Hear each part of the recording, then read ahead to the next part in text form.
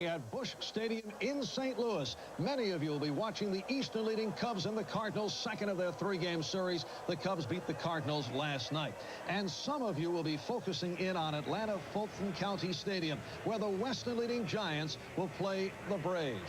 Good afternoon, everyone. I'm Marv Albert, and we welcome you to the start of our baseball day here on NBC. The major story this week, the stunning news concerning the retirement of one of the game's premier players, Mike Schmidt of the Phillies. We'll be talking about it with Mike in just a moment. There is one game already underway at this hour in the second at Fenway. Boston leads Toronto 2-1. It's Boddicker going against Steve. In games of note last night, it was Junior Felix of the Toronto Blue Jays who came up with a rare inside the park grand slam home run. This with 2 out in the ninth. The Blue Jays beat the Red Sox 7-2. This the first inside the park home run in Boston since 1973, to the delight of an exhausted Junior Felix. Baltimore rookie Bob Malacky allowed only 2 hits over 8 1/3 as the surprising first-place Orioles beat the Tigers 4-1. The Birds now 3 games in front. Another injury scare for Oakland with American League batting leader Carney Lansford straining his left hamstring. His playing status uncertain as the A's lost to the Indians 5-3. In the NL West, Kevin Mitchell continued his onslaught for the first-place Giants. 2 more home runs, 17 homers, 51 RBIs for Mitchell as the Giants beat the Braves 7-6. Rick Russell won his 10th.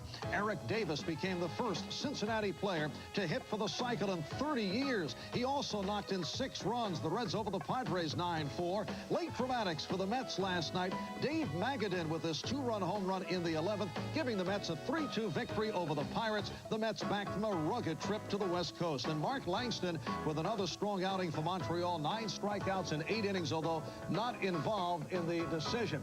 In 13, the Expos beat the Phillies 2-1. The Phils, who have lost 9 games in a row, made a deal with San Diego. Late last night, the Padres sent outfielder first baseman John Kruk, third baseman Randy Reddy to Philly for Chris James, who had taken over for Mike Schmidt at third. Kruk has been disappointing, plagued the past year and a half by a series of injuries. All this triggered by the retirement of Mike Schmidt earlier this week. When we come back, a talk with the future Hall of Famer.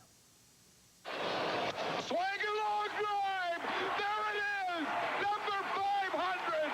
The career 500th home run for Michael Jack Schmidt. Week, the surprising retirement announcement by Mike Schmidt of the Philadelphia Phillies, a certain Hall of Famer, perhaps the best everyday player of the last 15 years, and a man that many baseball people feel is the greatest third baseman of all time. But after struggling the past month, going 2 for his last 41, hitting only .203, last Monday in San Diego, he made his announcement.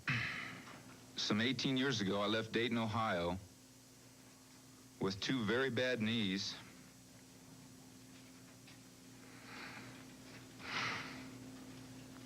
And a dream to become a Major League Baseball player.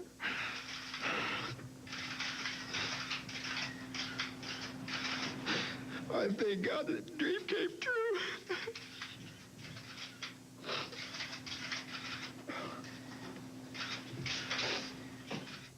An emotional moment for Mike Schmidt before his teammates, before the media. He was embarrassed by his performance in this, his 17th season, a career that has produced 548 home runs, for 7th on the all-time list. He's had 11 seasons with 35 or more homers. Only Babe Ruth had more. 3-time most valuable player, World Series MVP 1980, and 10 Golden Gloves. He also excelled in the field, but Michael will turn 40 in September, was hard hit by injuries last season and felt he just could not do it anymore. And Mike Schmidt has joined us from Veterans Stadium in Philadelphia, where he's not playing tonight. Should be pointed out, Mike has not rescinded the retirement. I know you're throwing out the first ball tonight. Is that correct? That's right, Marv. I'm looking forward to it. This is I guess my third and last hurdle with this retirement thing, saying goodbye to the fans. Well, as one who has done quite a bit of television work, you're familiar with the workings of the media and perception of events. Now, as a player, you will always consider to be unemotional, overcool.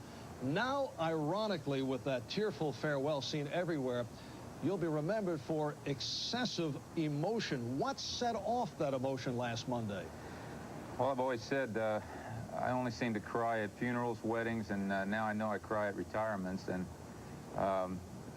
I don't know. I just got to a point in my statement where I couldn't talk anymore, and it's that lump you get in your throat, and I guess that's emotion that had been built up about baseball for some 16 years, all coming out at one time.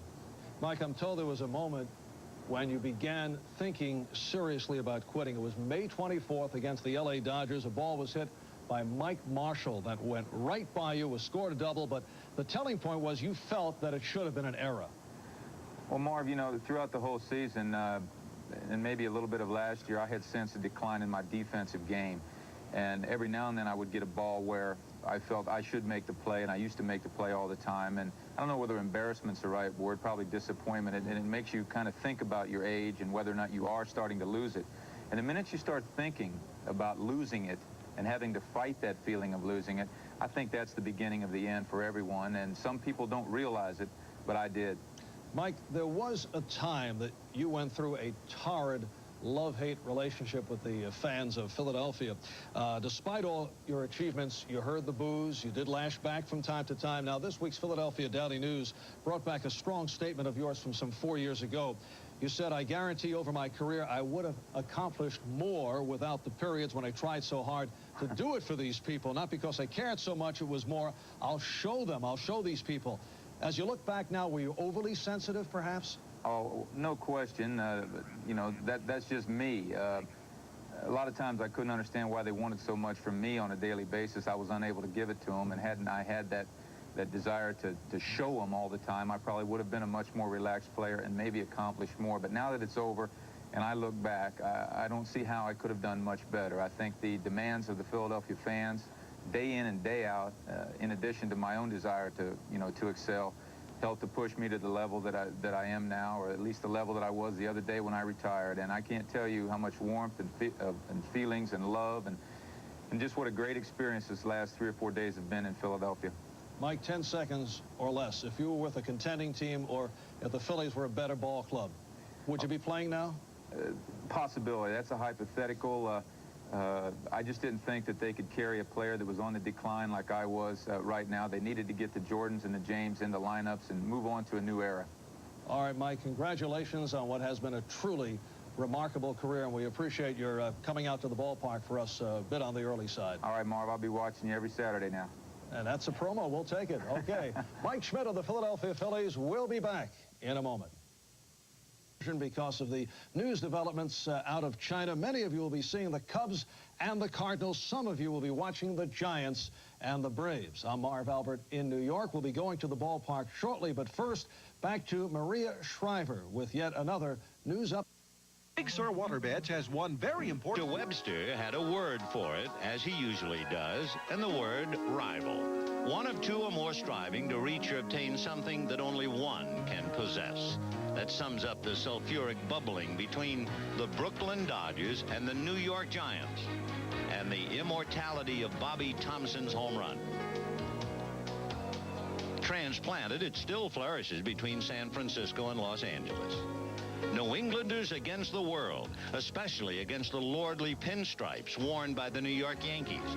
And that fateful fall afternoon in crackling sunshine and shadow, and the memory of Bucky Dent that will live forever in the land of the bean and the cod. And this tale of two cities in the Midwest, Chicago and St. Louis, producing more than its share of heroes like Alexander and Hornsby and Musial. And Banks, the forever Cub. And Lou Brock, who felt the heat from either side of the coin.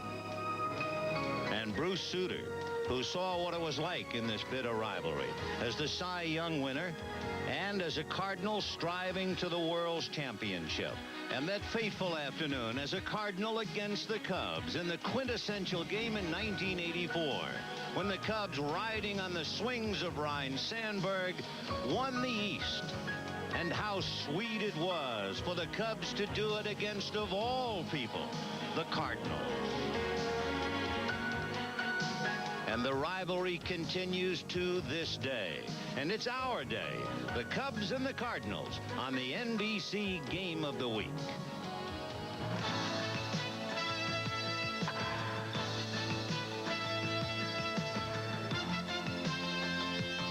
The the National Broadcasting Company. Now in its 7th decade of bringing you baseball's memories.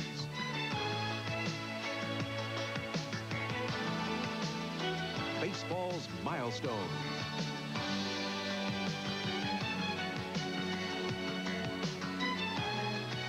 Baseball's magical moments.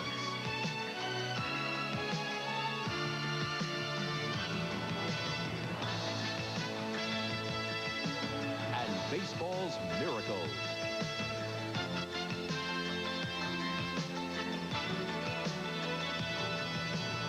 NBC Sports proudly presents the Major League Baseball Game of the Week.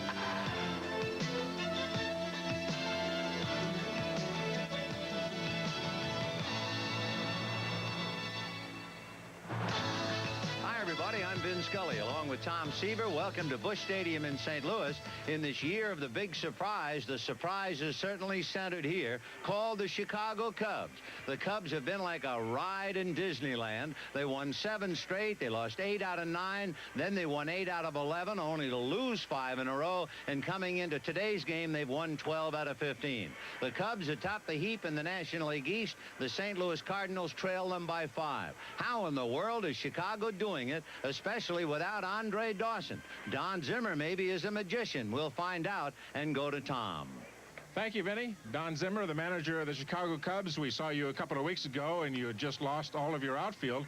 A lot of people in baseball are now surprised you're ahead of this National League East Division, Don. I guess I am too, Tom. Actually, when we lost the 3 outfielders, we did turn right around and lose 5 straight. And then we got McClendon up from the minor leagues. On the 6th day after we lose 5 straight, he hit a 3-run homer, and that kind of gave us a spark to where we won the next 5 games, and we just been hanging in there. And your pitching has been terrific too. Well, I think that's been the whole thing. Our pitching staff, all 10 of them, have done a great job, kept us just about in every game. And if you stay close, there's a chance you might eke out a run here and there, and that's what we do. You know, losing a guy like Andre Dawson, the power that he is in offensively and defensively in lineup, has to be devastating. What's his condition, and when can we expect him to see him back in the lineup? Well, he's worked hard, and hopefully he might be back within 10 days to 2 weeks. But, you know, he's a big man in our lineup. He's a big man in anybody's lineup. Sure. But this club has continued to find a way to win ball games, and it's just a great thing that we've done that until we get him back. A lot of people around here can't say enough about your switch-hitting catcher, Damon Berryhill. They say he's just been fantastic for you. Well, I think we made a good move when we sent him to into the minor leagues on the rehab. And when he come back, he wasn't hitting rehab, but every time he got a hit, it was a big one. And this guy's just a good, fine catcher. He throws as well as anybody in the league, and he's just done a great job for us. Jim, congratulations. Keep up the good work. Thank you, Tom. All right, Vin, that's the word on the Chicago Cubs. Thank you, fellas. Meanwhile, the St. Louis story can best be summed up by a quote from Whitey Herzog, who said, "I have never in all my years had a team play as badly as this team is playing. That is to say, what it has accomplished and what it is capable of accomplishing." We'll get to the starting lineups and of all the pregame stats and stories, all coming up right after this.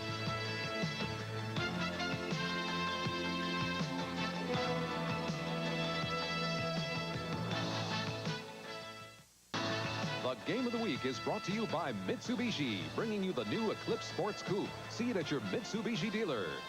By Budweiser, Beechwood aged for that clean, crisp taste. This Bud's for you.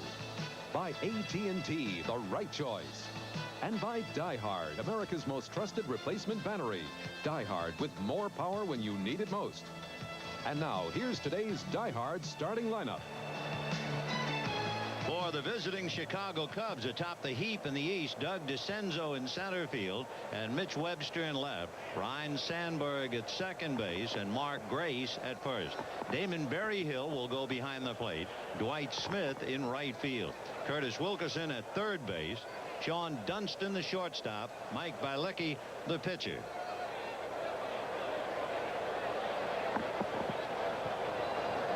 The Cubs have beaten the Cardinals all 3 times. Kenny Hill with a record of 2-4 in his first career appearance against the Cubs, trying to stop the bleeding. The Cardinals with a 5-game losing streak. And Kenny Hill figures to have his hands full. And Vinny Kenny was a guy that went to spring training not even expected to make the club. Whitey Herzog said, if one of my pitchers goes down during the season, and then I'll think about bringing Kenny Hill up and putting him in the rotation. Well, here's a young fellow that's come along. He's only 23 years old. Come along and been right in that starting rotation for Whitey Herzog at 2-4, and his record really should be much better than that.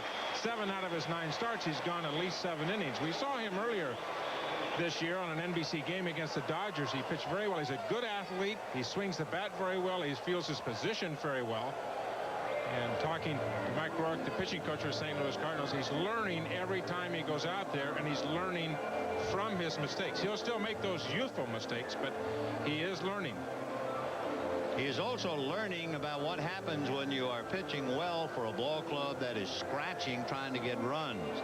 In the 4 games that Ken Hill has lost, Whitey Herzog has seen the youngster given a total of 6 runs in the 4 defeats. He was recalled April the 19th, and he was originally acquired in a trade with the Detroit Tigers. And when he came up, he had a burst of brilliance. He had 24 consecutive scoreless innings, and at 23 years old, he's the youngest member of the Cardinal roster, and he certainly figures to be here a while. You know, talking about that, he is having a good year with a 2.38 ERA. And you look at some of the guys that he has a better earned run average there. Better than Clemens, better than Stewart of the Oakland A's, better than Hershiser, and before last night he had a better ERA than Dwight Gooden. Dwight Gooden, with his performance last night in New York, went under him. But those are the kind of people that he has been pitching with. Only 1 home run has he given up all year long, and that was at Cincinnati to Chris Sabo. He's not given up a home run here, and only 1 all year long in 64 in the 3rd innings pitched. Let's take a look at the Cardinals with the leather now before the Cubs come up with the bats. For the Cardinals, of course, in the outfield, Vince Coleman. In left field, Willie McGee. In center, Tom Brunowski in right field. Terry Pendleton at 3rd, Ozzie Smith. At short, the Wizard, Jose Oquendo at 2nd, Pete Guerrero at 1st, and Tony Pena behind the plate. So here come the Cubs, who at one stage this year lost all 3 starting outfielders. They've gotten 1 of the 3 back. That's Mitch Webster. So Doug DeCenzo starting his 20th straight game in center field since called up from Iowa. DeCenzo, a switch hitter. And if you like switch hitters, you will have your fill of them today. There are 9 in the game. 4 switch hitters for the Cubs. A strike, and we're underway. DeCenzo, Webster, and Sandberg. By the way, when the Cubs lost Dawson, Walton, and Webster, they still managed to win 10 out of 12. So it has been a remarkable performance by Don Zimmer's crew in seeing the Cubs at first place through games of June the 2nd. That's the latest they've been atop the heap since the 15th of June in 1985.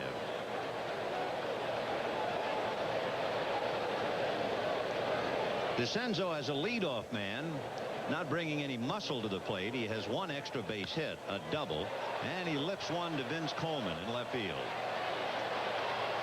1 away.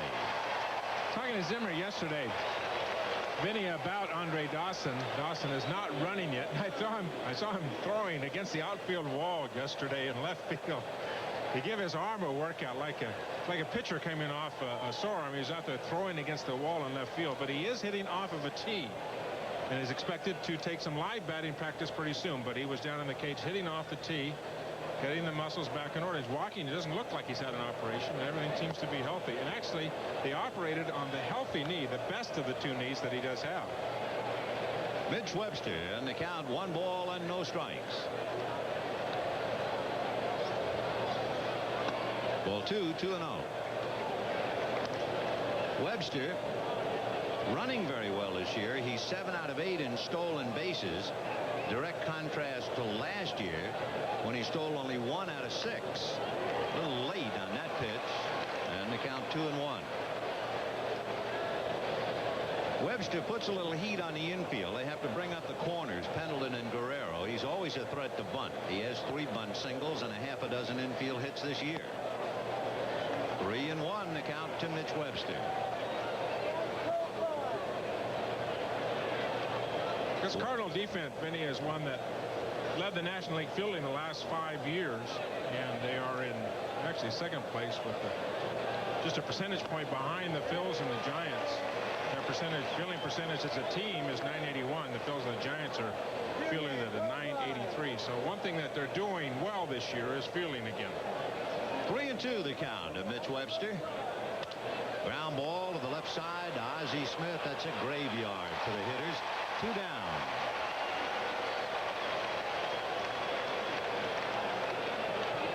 Ozzie perhaps not hitting as much as he would like, and his shortage has been as a left-handed batter. He's carrying plenty on the right side. He's hitting over 300. He has made for him an inordinate amount of errors, 7. And of course Smitty with 7 and Guerrero leading at his position with 8 errors. Piece of paper out on the field, and here is Ryne Sandberg. Sandberg in the top 10 in the league in hits, multi-hit games. He needs 24 games to qualify as the all-time leader in fielding percentage by a second baseman. He has won 6 straight Gold Gloves. Bill Mazeroski won 5 straight and 8 in his brilliant career, and Frank White of Kansas City has 8. 1 ball and no strikes. 2 down, first inning. We're just starting, so pull up a chair and spend part of Saturday with us. Sandberg pops it foul behind the plate. A late start for Pena. Pendleton comes down to help him out.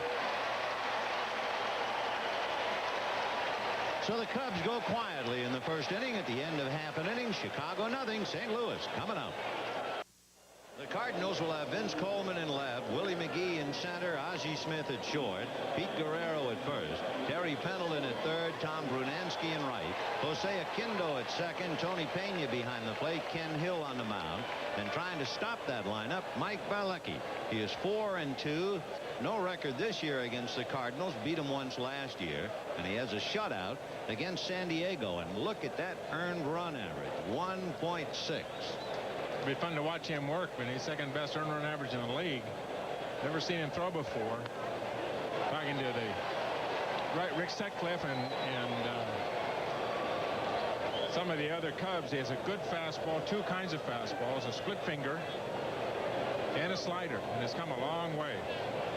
Prior to this year, he was 7 games under 500 in his career and an earned run average over 4. So he's really done a turnabout, and he has to hurry to beat Coleman on that close play.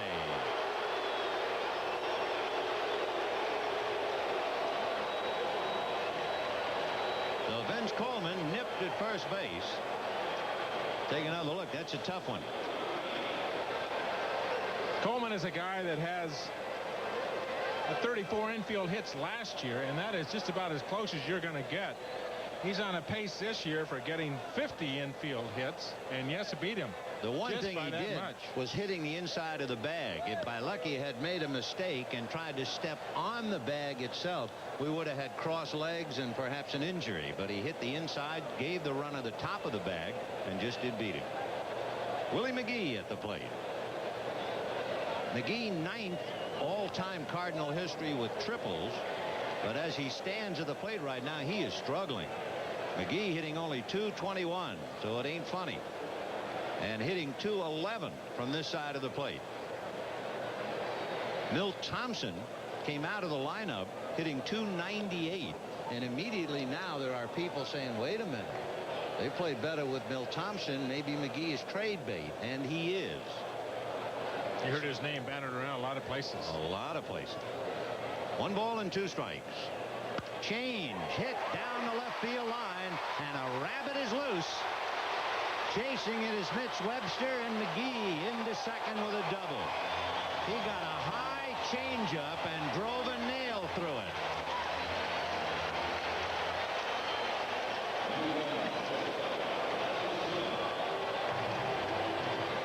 So with Willie McGee at second and 1 out, Ozzie Smith coming up. We take another look at the pitch in McGee. One of the things that Dick Pohl, the pitching coach of the Chicago Cubs, has just harped on Mike Bielecki get the ball down all the time. Get the ball down, get it down, get it down. It's one of the things that has made him a successful pitcher. That pitch, he just got up and out over the plate. In the dirt to Ozzie, 1 ball and no strikes.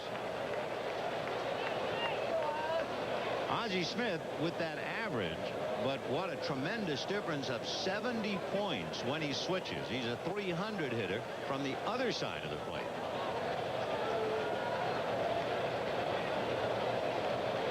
One ball, no strikes. In there at the knees, 1-1. Big John McSherry is the plate umpire. Jerry Crawford, Joe West, and Charlie Williams working the lines. Interesting that the Cardinals, who led the National League in runs in '85, second in runs in '87, and they are 9th in runs scored so far this year. 1-1. Ground foul outside of first. Ozzie checking his bat, and the count 1-2. One of the many surprises coming into a Cardinal-Cubs series this year, not only the standings where the Cubs are atop the heap and the Cardinals are 5 games back, but I don't think anyone in the world would have imagined that, among other things at this stage, the Cubs have more stolen bases than the Cardinals. And I mean by a dozen. That just didn't figure.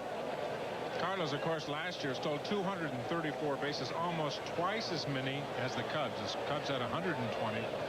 Coming in here, St. Louis has 46 stolen bases. The Cubs have 58. It is incredible, something you would never think of. 2 balls and 2 strikes, the count to Ozzie Smith. The other thing that is driving Whitey Herzog up a wall, the fact the Cardinals lead in a very unenviable department. They have grounded into the most double plays in the National League, and that will get any manager talking to himself. 2-2. Popped in the air, foul off third. Wilkerson trying to run it down and get under it. He can't get it. He had to take his eye off the ball for a split second to see just where he was in relation to the railing, and he never had a chance. So it's still 2 balls and 2 strikes. You know, Vinny, I thought about grounding into double plays, and you say, how in the world can the St. Louis Cardinals ground into 45 double plays? And one of Whitey's complaints is that they're not running enough. They will not run, and the more they run, the more fastballs they're going to get to hit. And Herzog has said that in the first 40 games, he says, I bet you I put the hit and run on 85 times to get these guys, to try to get them moving and make something happen. Ground ball back at first, backhanded by Mark. Grace takes it to the bag, and on the play, Willie McGee takes third. So 2 down, the Cardinals 90 feet away from a run, and Pedro Guerrero, who has been picking them up, coming up. Guerrero with a half a dozen home runs and 36 runs batted in.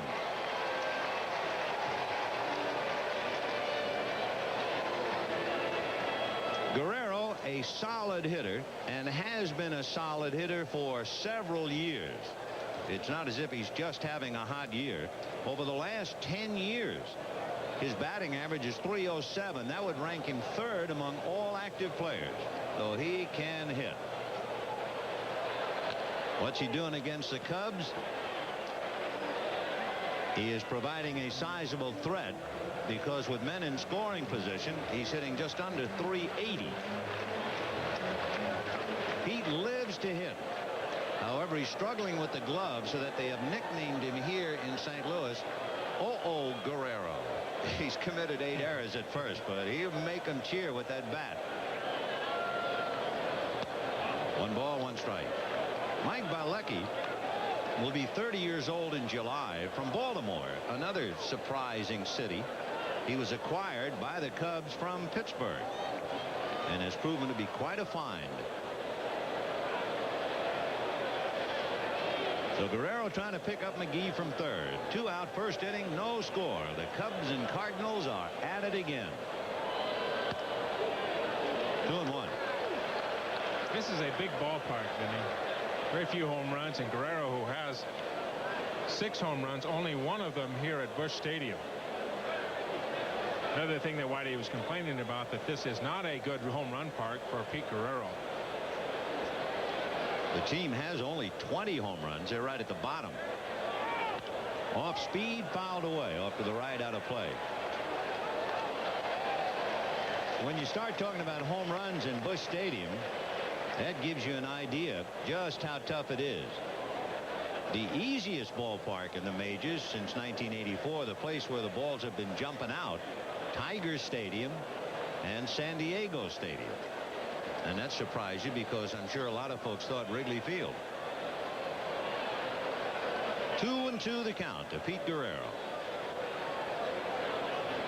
And that's whacked into left center, and it's on the rug and going to the wall. Guerrero on his way with a stand-up double, and the Cardinals lead 1-0.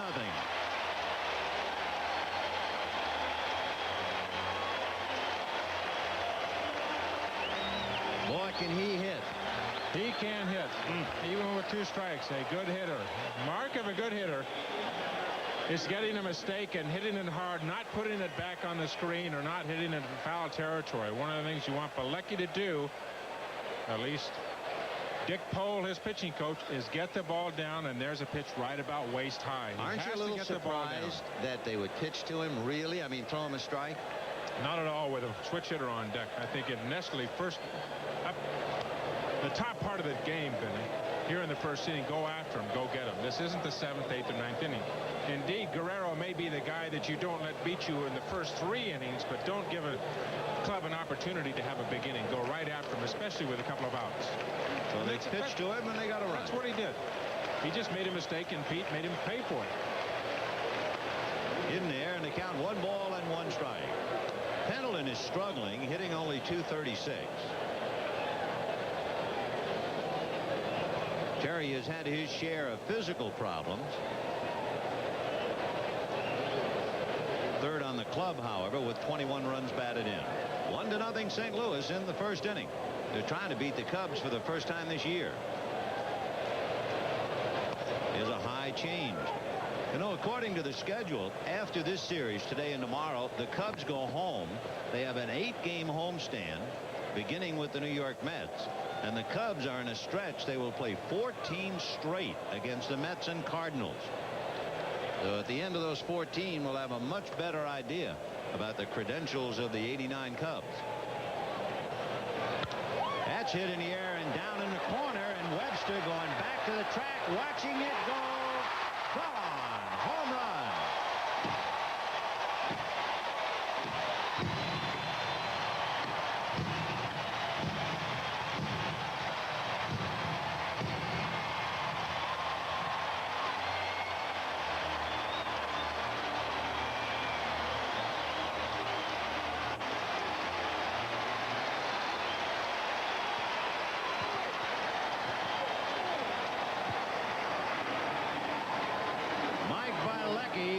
In his last 6 starts, the most runs he allowed in any game was 4 against Cincinnati, and he has given up 3 in the first inning today. 2 doubles and a home run. 3-0 St. Louis. 1-0 to Tom Brunansky, and he pops it foul off to the left of the plate. Berryhill along with Wilkerson to the dugout, and they both go down in there. Standing room only. They're okay.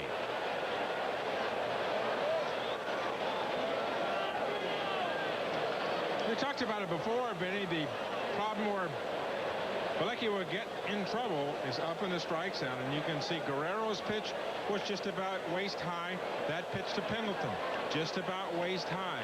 One of the things a pitcher has to do is get the feeling you're throwing the ball from top to bottom, not back to front. There's a pitch up in the strike zone again. And we said it before, Dick Pole gets on Bilecki about getting the ball down in the strike zone. Every time he's gotten it up here, the ball has been hit hard. And the first hit was that high change to Willie McGee.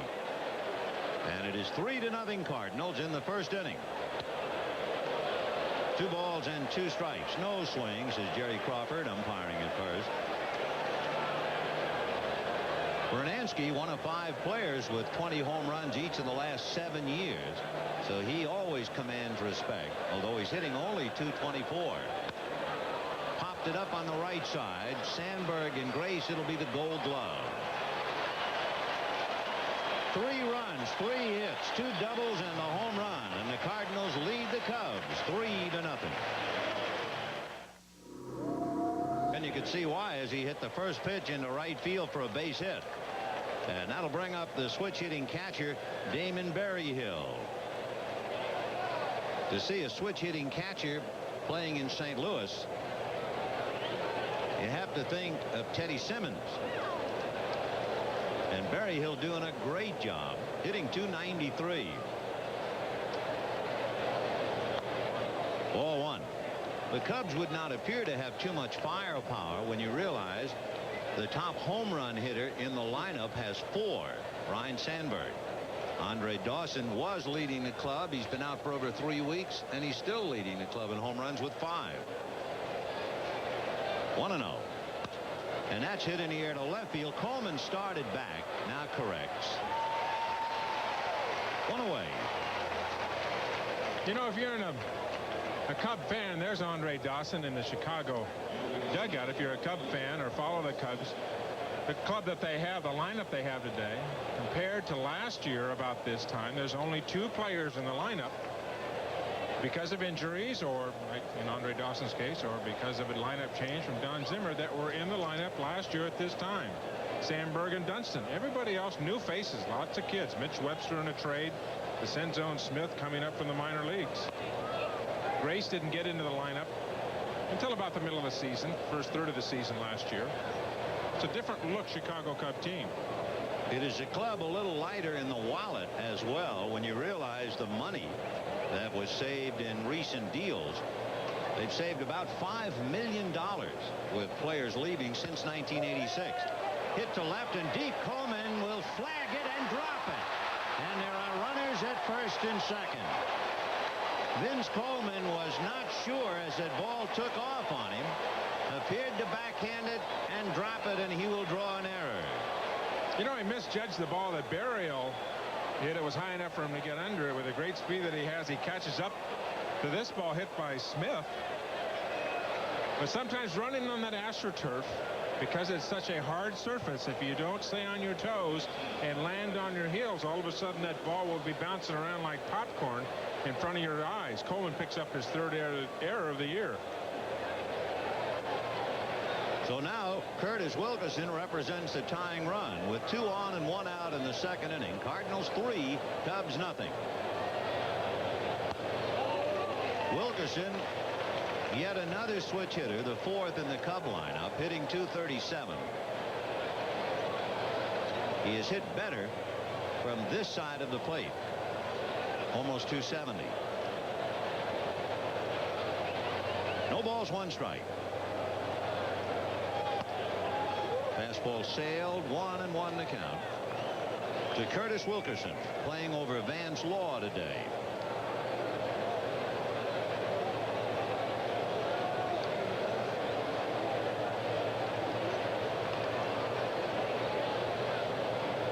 One and one to count. Way out in front of an off-speed pitch. Wilkerson has 1 home run. He hit it against a very, very good pitcher, Mark Davis of San Diego. He hit it in Chicago.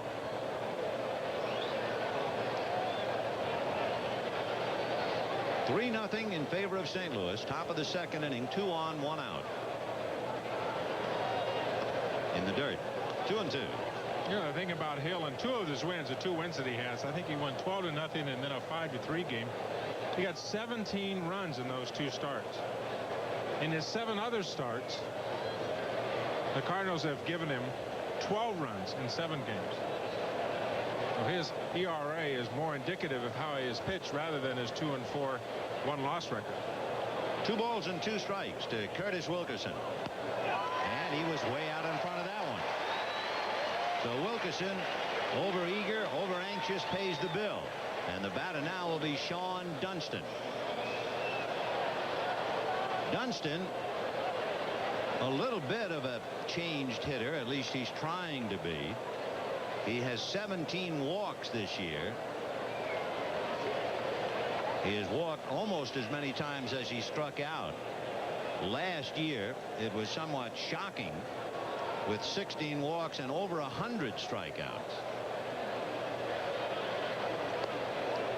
They're going to check Swing, says Jerry Crawford, and the count 0-1.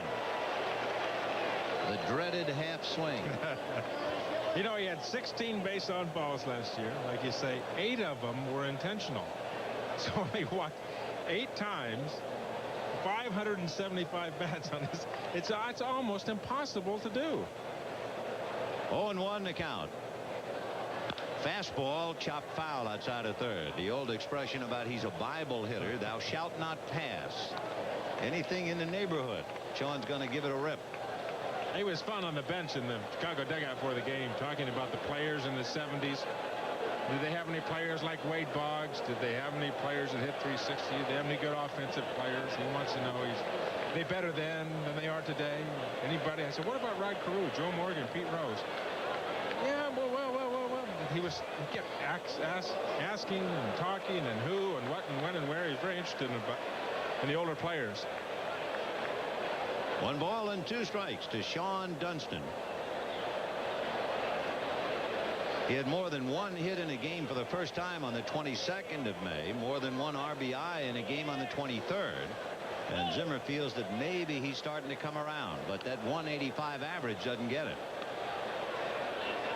Fastball, and he hit it into left field, base hit. Mark Grace being waved in. Coleman's throw to the plate. He scores. And going down to third is Dwight Smith.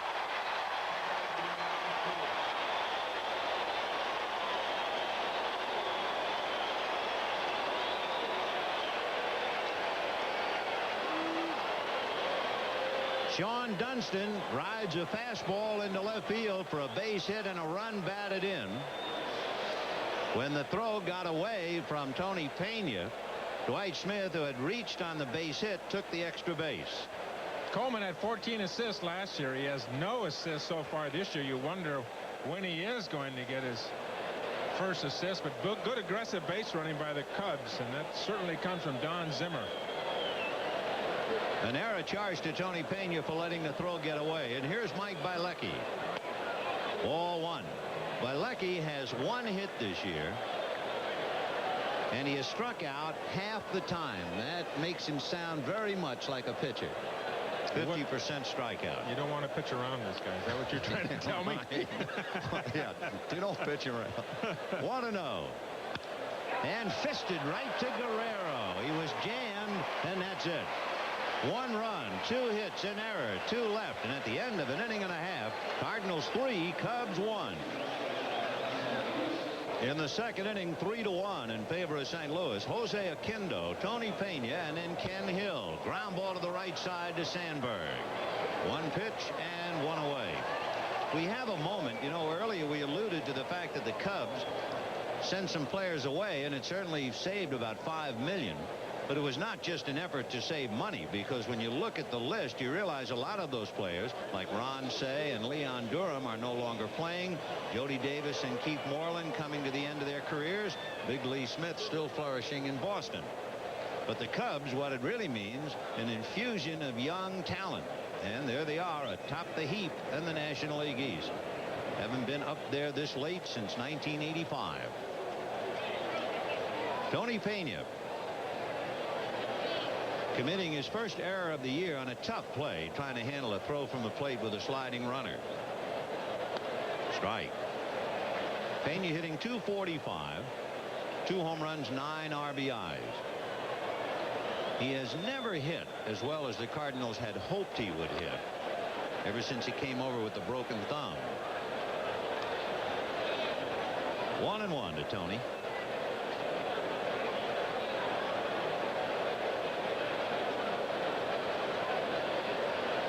Mike Bilecki trying to settle down after a rocky first inning. Got that ball up a little bit, and Pena fouled it away. 1-2. When Bilecki went in the Cub dugout after last inning, Dick Pole, the pitching coach, got him aside, and he was chewing on one ear. I know exactly what he was chewing about. There's Dick Pole, the pitching coach. Get the ball down. Basic rule number 1, first inning to 9, first pitch to last. Get the ball down. Ground ball, and there's Ryne Sandberg. It would appear as if there are 2 places here where you don't want to hit the ball, to Ozzie Smith and to Ryne Sandberg. Golden gloves all around the middle of that infield on different sides. Busch Stadium in St. Louis. A warm June day and a very hot rivalry. The Cardinals and the Cubs. Ken Hill, who looks to be a pretty good athlete. 5 hits, including a run batted in. A strike. Talking about being a good athlete, I asked him yesterday, I said, "Do you play other sports?" He said, "Yeah, I play basketball." I said, how many did you score?" I said, "Not very many." I said, "Would you play other positions in baseball?" He said, "Yeah, I play the infield." I said, "Good hitter?" He said, "No, not very good."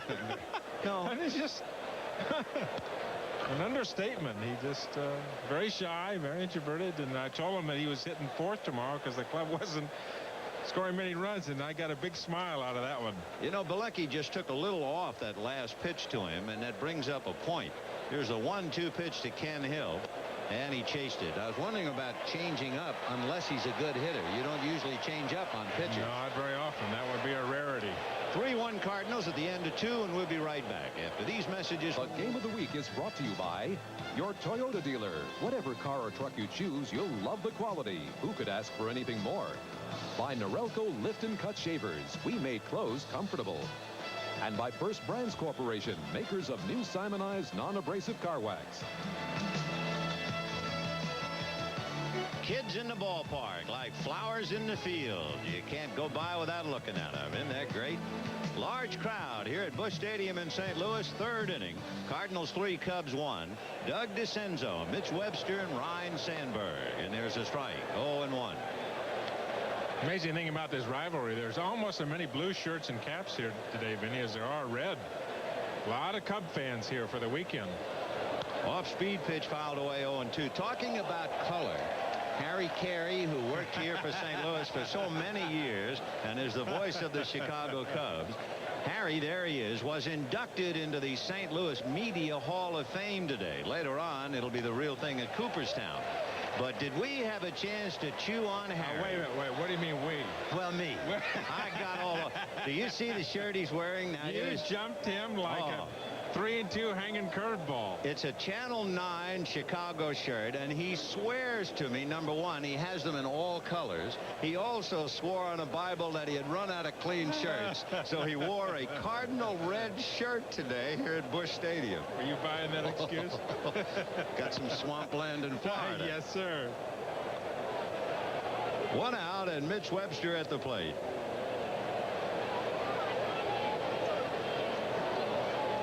Want to know the count. Well, you talk about a split personality for Harry Carey to come back to St. Louis as the Cub broadcaster, considering the heat of this rivalry. I mean, there's a Jekyll and Hyde or a yin and a yang or whatever. Well, he is something. Those Cub people, they love him. He's like a god in Chicago. There's a drive into left center. Willie McGee moving over. Well, that'll do it for Webster. 2 down in the 3rd inning. And the batter will be Ryan Sandberg. When Harry made his little speech, he assured the crowd that that shirt was not cardinal red. Ryan Sandberg coming up. I won't tell America what you said. Now, you just needled, you loved it. First thing when I saw you, said you're needling Harry about that red shirt. Great. Ryan Sandberg fouled out to Terry Pendleton in the 1st inning. 1-1, 1-0. Sandberg with Grace hitting back of him. 3-1 St. Louis, top of the 3rd. Fastball away. 2 balls and no strikes. When you look at the Cubs and realize they lost their starting outfield for a while, and you look at the Cardinals and their pitching staff decimated by injuries, then you look at the New York Mets and you see Hernandez and Carter and others having trouble. You suddenly realize that Pittsburgh lost a lot of people, but the Montreal Expos so far have been blessed. Not only blessed by missing injuries, they made the deal they wanted to make, Mark Langston, and they are 2 games behind the Cubs. A lot of speculation that the Langston deal was made to keep him from going to the New York Mets, too. 3-1 the count. Ball 4. So the 2-out pass to Sandberg will bring up Mark Grace.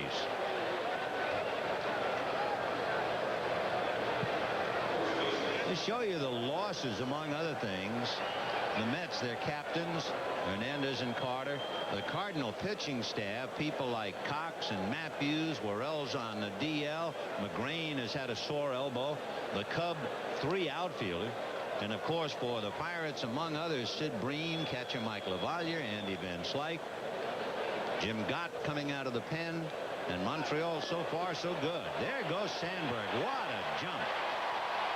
Stole that easily. For Sandberg, who does everything well, he has now stolen 8 out of 10. The Prince Valiant of Chicago. It wasn't close. He just got a great jump. One of the things that Hill does will make young mistakes, and the biggest mistake so far in the inning is his 2 outs, giving up the base on balls to Sandberg. That just shouldn't be done.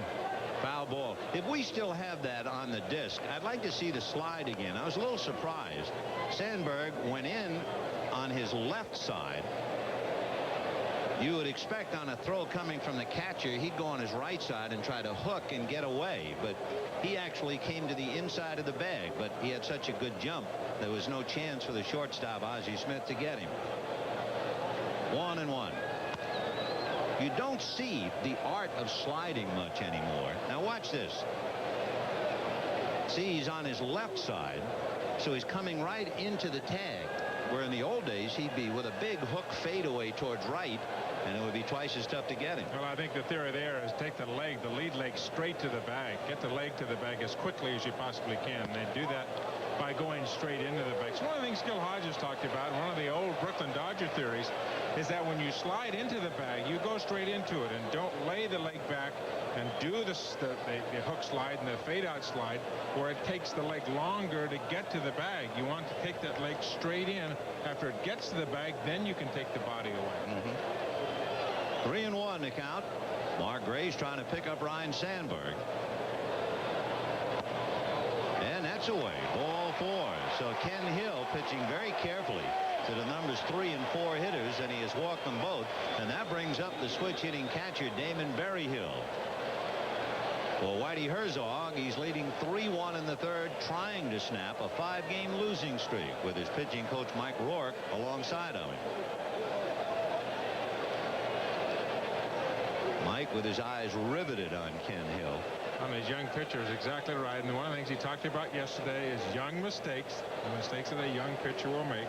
He gets 2 quick outs in the inning, and then base on balls. Base on balls. There are axioms in this game that will live forever because they are true, and bases on balls will kill you, and especially with 2 outs. And you don't want to do them when you have 2 outs, and do not walk the leadoff hitter. Those are the kind times that base on balls will hurt you most. Here's a very aggressive hitter, Damon Berryhill. He is up there to hit. He has walked 3 times this year, but 1 of the 3 intentional.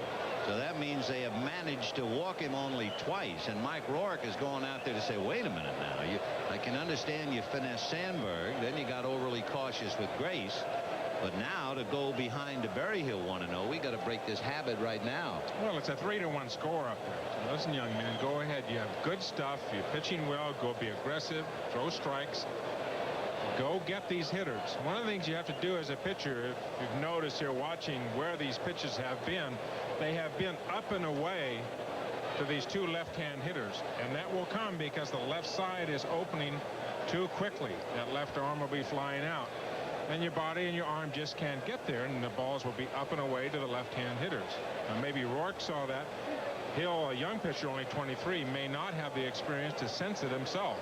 Fastball is hit off his leg, deflected to Ozzie, who drops it, picks it up, and has no play, and the bases are loaded.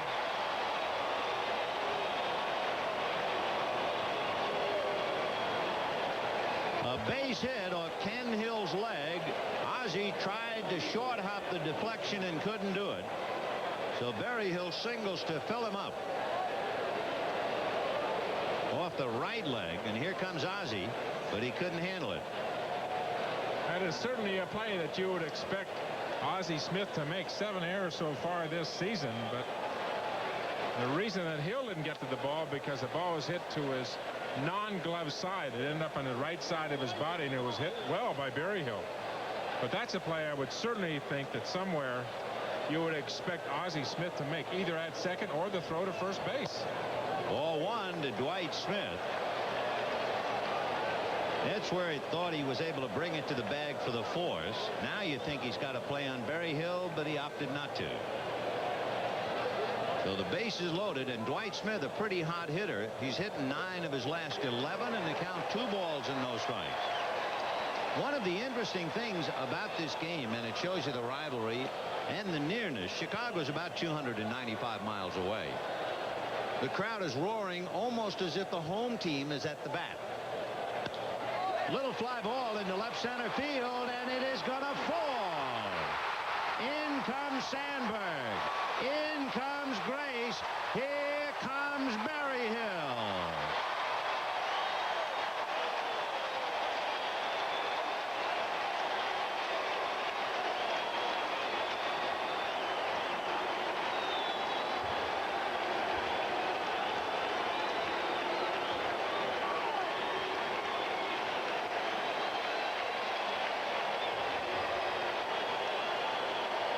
It looked for a moment like Willie McGee pulled up on the ball just at the last minute. It was just between Coleman and left and McGee. I don't think either one of them could have gotten it. McGee took his eye off the ball to see where Coleman was. That's the big difference in that play. If, as the captain, he's going to go and get anything hit in his area, he might have had a play, but he took his eye off to see where Coleman was. He was fearful of a collision. And it is 4-3 Chicago. Ball 1 to Curtis Wilkerson. And Kenny Hill has made his own bed here in the sense of walking base on balls, an infield base hit, and then to Smith a 2-0 pitch. Cost him 3 runs. Watch McGee, and especially watch his head as he is on the dead run. We can get close enough. And he's already looked. It was a better shot on the close-up that we had him going after the ball. You could see him take his eyes off it. 1-1 to count. 1-2. Wilkerson struck out in the second inning. The Cubs 4 runs, 4 hits. The Cardinals 3 runs, 3 hits, and we're only in the third inning. We got quite a game going here. 7 runs already, Vince. More we've had in 3 weeks total. Wilkerson trying to pick up Dwight Smith.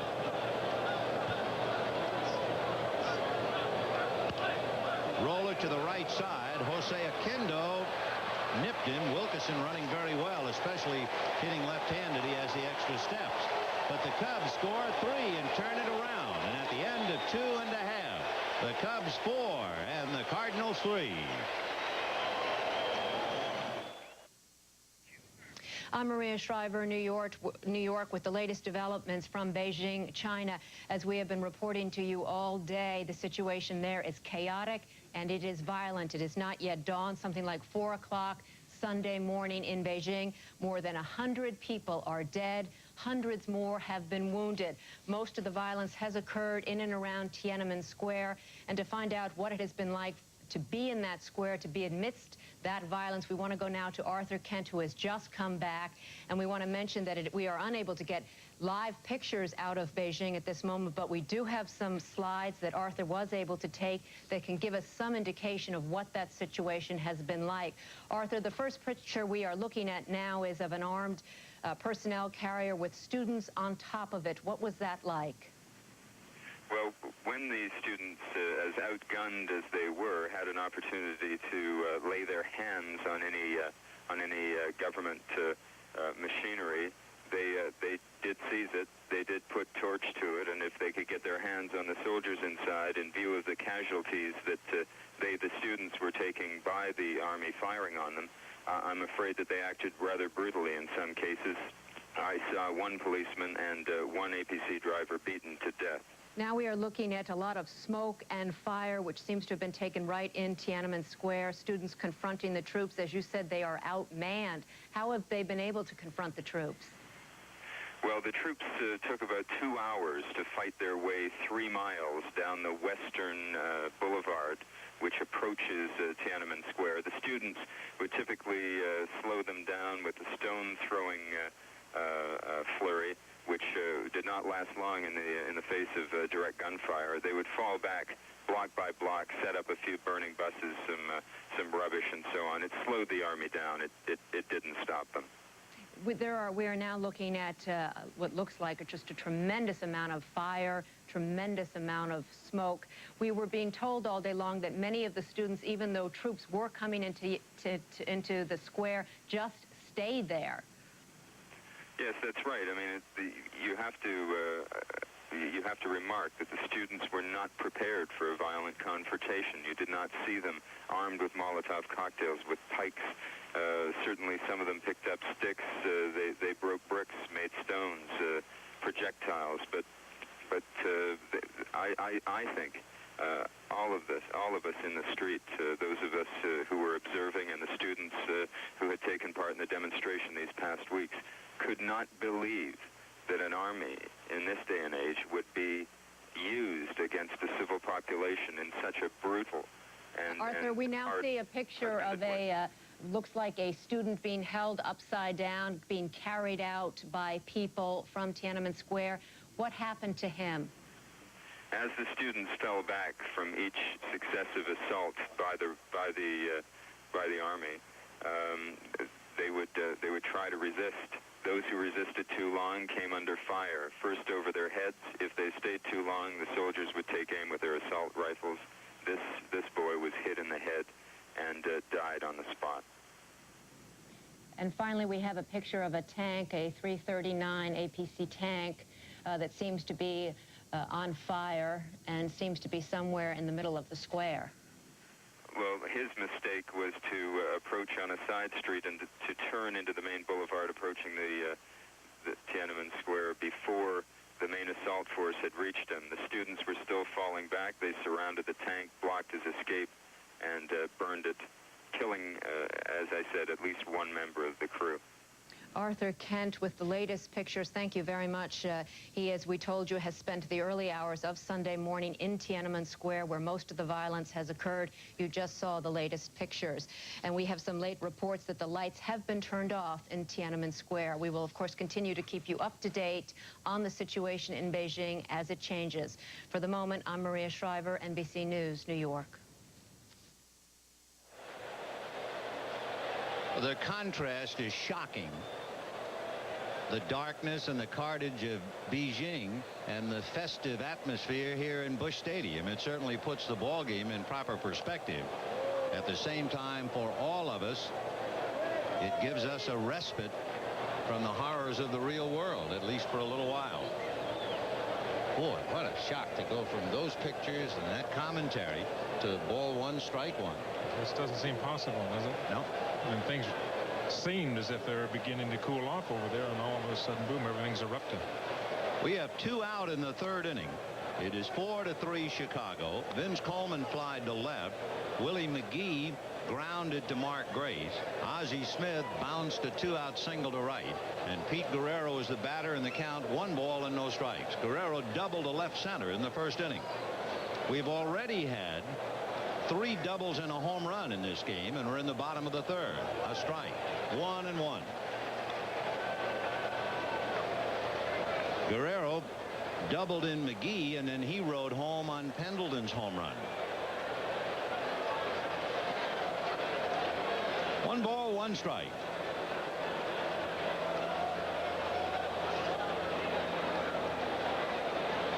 By lucky, watching Ozzie Smith. It is doubtful that Ozzie would try to go, even though he has stolen 7 out of 9. The gamble might not be worth it to take the bat out of Guerrero's hands. But then again, the Cardinals struggling. They are 9th in the league in runs scored. Whitey might try anything. Well, he has been doing that too, but he has been stealing, hitting, run, doing anything. Get the runners in motion. Try and generate a run himself with his speed. Every time a base runner gets his right foot on the rug, it's almost like Pavlov's dog salivating when it hears the bell. The pitcher immediately throws over to first. Was that your experience trying to hold a man on if he got his right foot on the rug? You know, that's one of the things that changed through the years, too, because of there was so much more speed. Fouled away. It used to be, you know, I went back, you go back an era to when there were some outstanding catchers around in the major leagues. Johnny Bench and Yeager, St. Gian, Ferguson, Freehand, Simmons, a lot of people. What it was when I first came up was that don't give the runners a walking lead. Make them stop. As long as you made them stop, that was fine. But there is so much more speed now that if you do let that runner get out there to the carpet, it's time to go over to first base. You're exactly right. Ozzie, right foot on the rug. Guerrero backs out and the count 1-2. Cubs 4, Cardinals 3. We're in the bottom of the third inning with 2 out. It's shaping up to be a wild one. Mike Valecki and Ken Hill.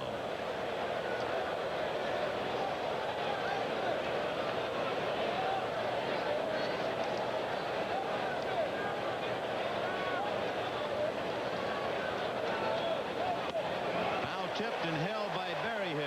So Guerrero tries to uppercut and strikes out.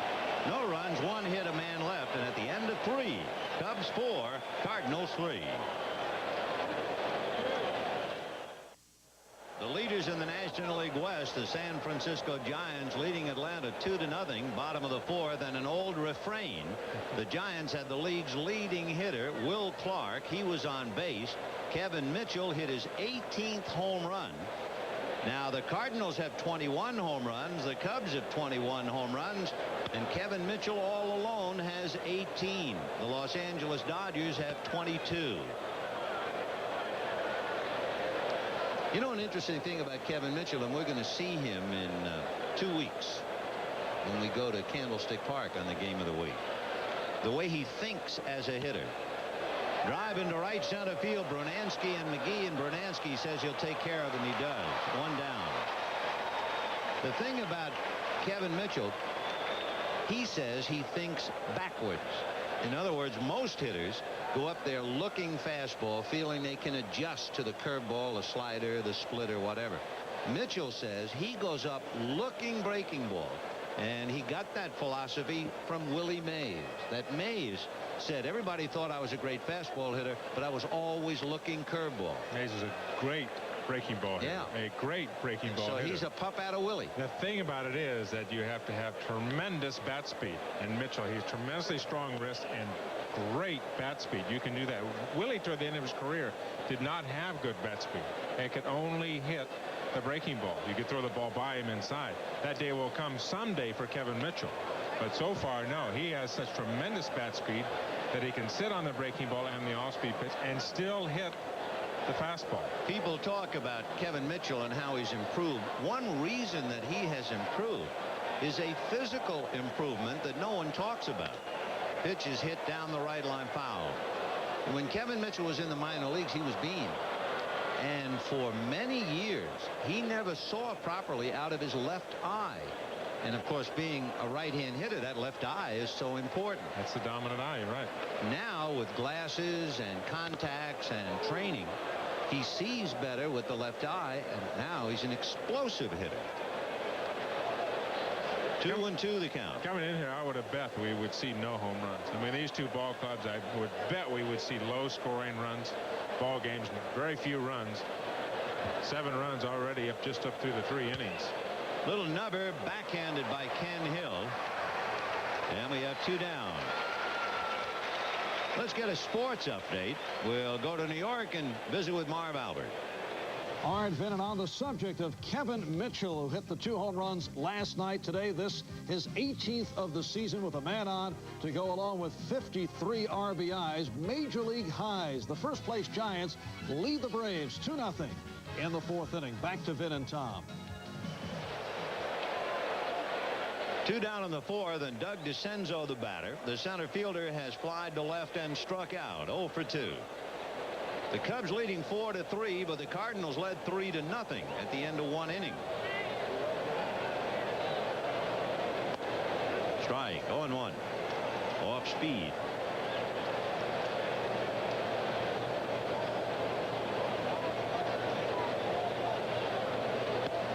Another fastball and the count 0-2. DeCenzo playing for Jerome Walton, who is on the DL with a severely torn hamstring. Boy, he went down like he was shot. Phil Stevenson also went out with a rib injury. And of course, Andre Dawson is out and will be out for quite a while. Hit to McGee. Willie puts it away, and the Cubs are retired in order for the second time in 4 innings. At the end of 3 1/2, the Cubs 4, the Cardinals 3.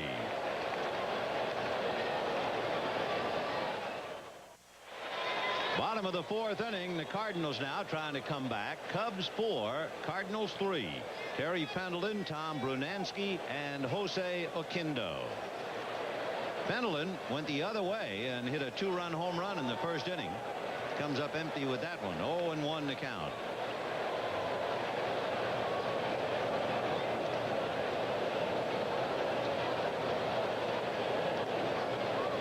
The thing that really turned Berlecki around, Vinny, is that he went to winter ball last year, was very successful. He just had never understood a winning attitude in the major leagues. Dick Pohl really got on him about throwing strikes and about throwing the forkball 4 strikes as a changeup. He came over from the Pittsburgh organization, and they tried to get him to throw the curveball, and his arm angle is not really good for a curveball. It's good for a slider, and they didn't want him to throw the forkball. Well, he put the forkball back in with Pohl, went down to winter ball, found out that it would work. Now he's got the nickname Style Master in Chicago. I mean, he is full of confidence. He really thinks he can beat anybody at any time. Well, it's always a challenge to face a Pendleton, especially in the daytime. It is no accident that Pendleton hit a home run in the daytime. Last year, he hit .295 in the days and about 60 points lighter than that at night. And for each of the last 5 years, Pendleton has been a much better hitter, daytime as opposed to night. 3-1. Strike 2. 3-2.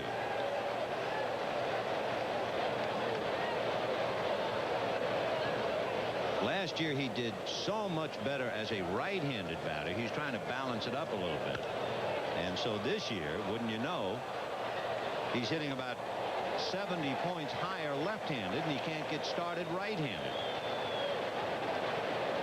Must be very tough to be a switch hitter, a successful switch hitter from either side of the plate.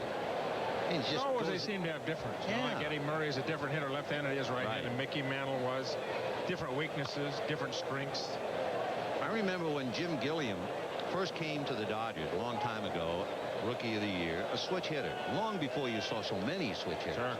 And I asked Gilliam, I said, what's the toughest thing about being a switch hitter? And his answer was very surprising. He said, not getting hit by the ball, because you use a whole set of reflexes differently from one side than the other.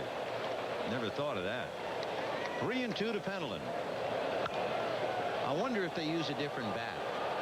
You know, a left-handed bat, right-handed bat, strength in the top hand. Sure. Yeah. You know, one of the things, one of the games I've always played, when I was on the bench and you look out and you say, what if? You know, you're talking about what if Ted Williams had been a switch hitter? What if Henry Aaron? What if Willie Mays had been a switch hitter?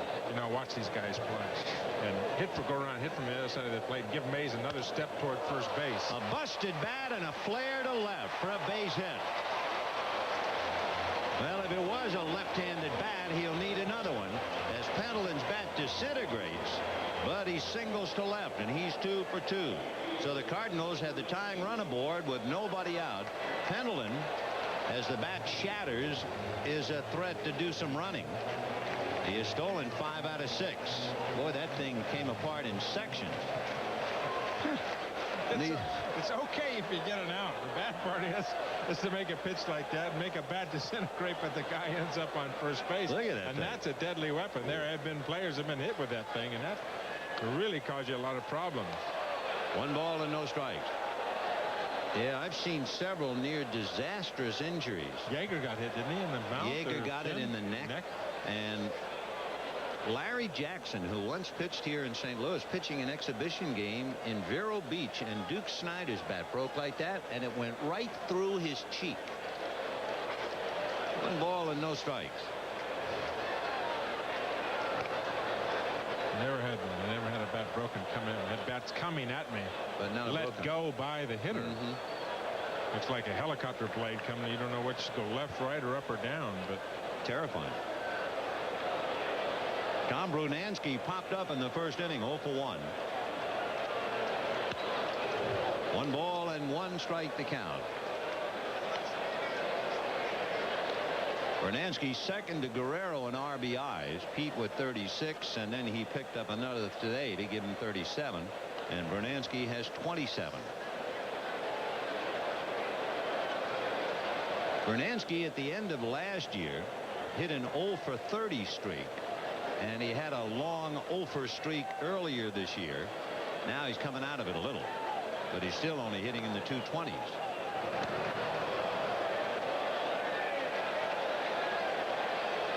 So they're worrying about Pendleton. He's the tying run. Damon Berryhill, an aggressive catcher. Certainly players pull for their own players on their own team, but Sutcliffe was just raving about Berryhill yesterday. He's absolutely the best catcher in the league now, calling the game, handling pitchers, moving behind the plate very late. The way he calls the game, throwing, aggressive hitting, right at that 300 mark. And this is an organization with 2 good young catchers. This is one of them. Joe Girardi, the other one, who was down at Iowa in AAA. If you're going to be like San Diego, they're going to have a chance to trade one of the 2. High fly ball to left field. Webster going back on the track. Pendleton is tagging the catch, and Pendleton on his way. He is in there, standing up. So Brunansky gets him up a notch to second base. So the tying run at second for Whitey Herzog, and Jose Oquendo trying to pick him up. We have time to remind you we'll be presenting our State Farm Rules of the Game feature during our 7th inning stretch timeout. Oquendo grounded to second in the second inning. Jose 0 for 1. He is a team picture all by himself. He can play anywhere, and has.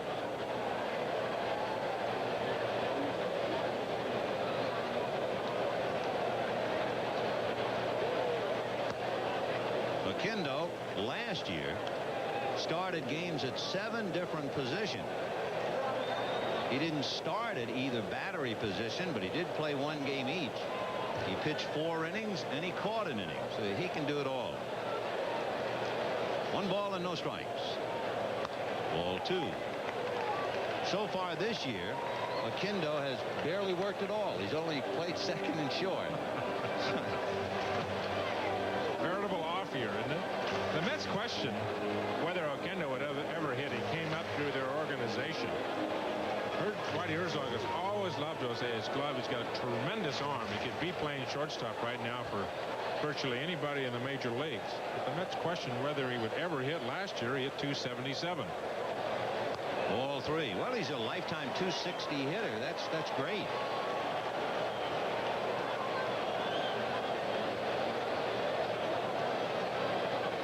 The Cubs are worrying about Bielecki as he falls behind 3-0 to Oquendo, and Tony Pena on deck. Oquendo taking over his head, so Bielecki was not close as he walks his first man. 2 on, 1 out, and Tony Pena coming up. Pena grounded out in the second inning. After Pena comes the pitcher, Ken Hill.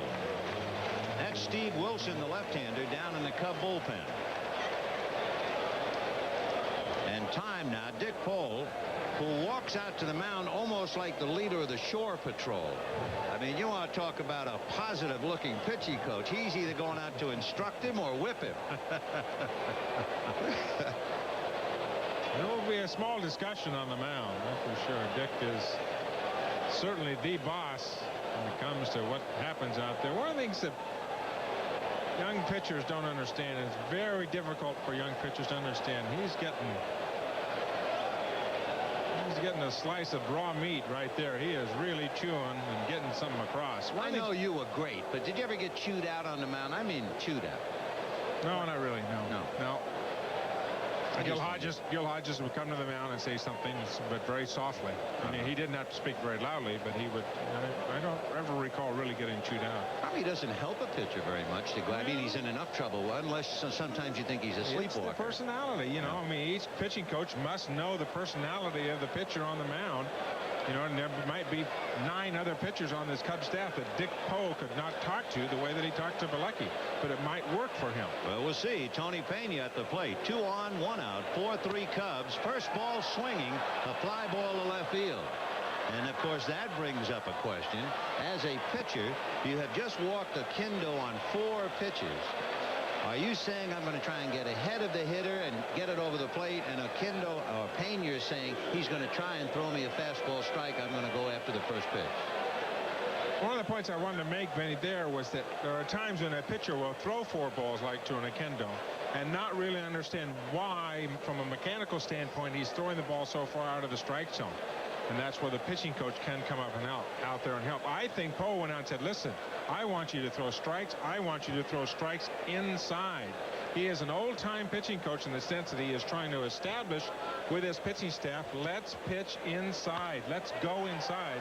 Because if we pitch inside, then we can get him out on the outside part of the plate. Everything through Kendo was away, up and away, up and away. And the old-timers, I'm telling you, the old-time pitching coaches just flat do not like that. They want to see somebody challenge somebody, go inside. When I say inside, I don't mean on the plate inside. I mean from the end of the plate toward the hitter.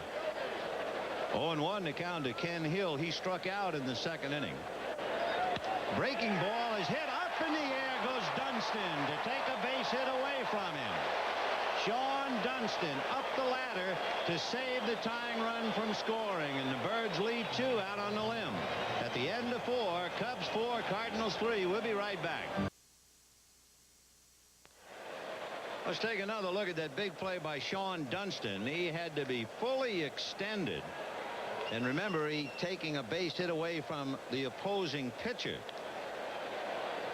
And down in the dugout, pitching coach Dick Pohl, who looks like a retired drill instructor from Paris Island. I don't know if he's retired. He's running his boot camp down there. Oh, he caught a break there. Hill, not just an easy out. Hill hitting 263, but a good play by Dunston to get Bilecki out of a hole. So it's still 4-3 Cubs, and we go to the 5th. Mitch Webster, Ryan Sandberg, and Mark Grace. Webster rolled to short, fly to center, 0 for 2. Hit in the air down the left field line, slicing in the corner, foul. Coleman is just going to watch it go in the seats.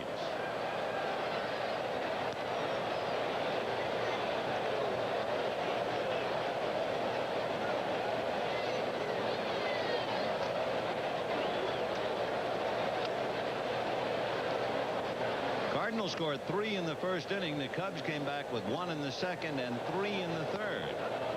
Kind of a swinging bunt, 0-2. So we're in the 5th inning, and the Cubs are leading 4-3. Big crowd. The Cubs just finished a large attendant crowd with the Cincinnati Reds at Wrigley Field. Strike 3 to Webster. In fact, they had a Sunday game. That was the largest crowd since 1987. Big crowd here today. Meanwhile, Toronto pounding Boston 9-2. The new manager, Cito Gaston, and of course the new ballpark awaits them now that they've gotten the certificate of occupancy.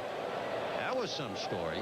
Here's a $350 million edifice, and the commissioner in charge of certificates of occupancy said, nope, I've got 4 pages of building violations. They wouldn't give them the key to the front door.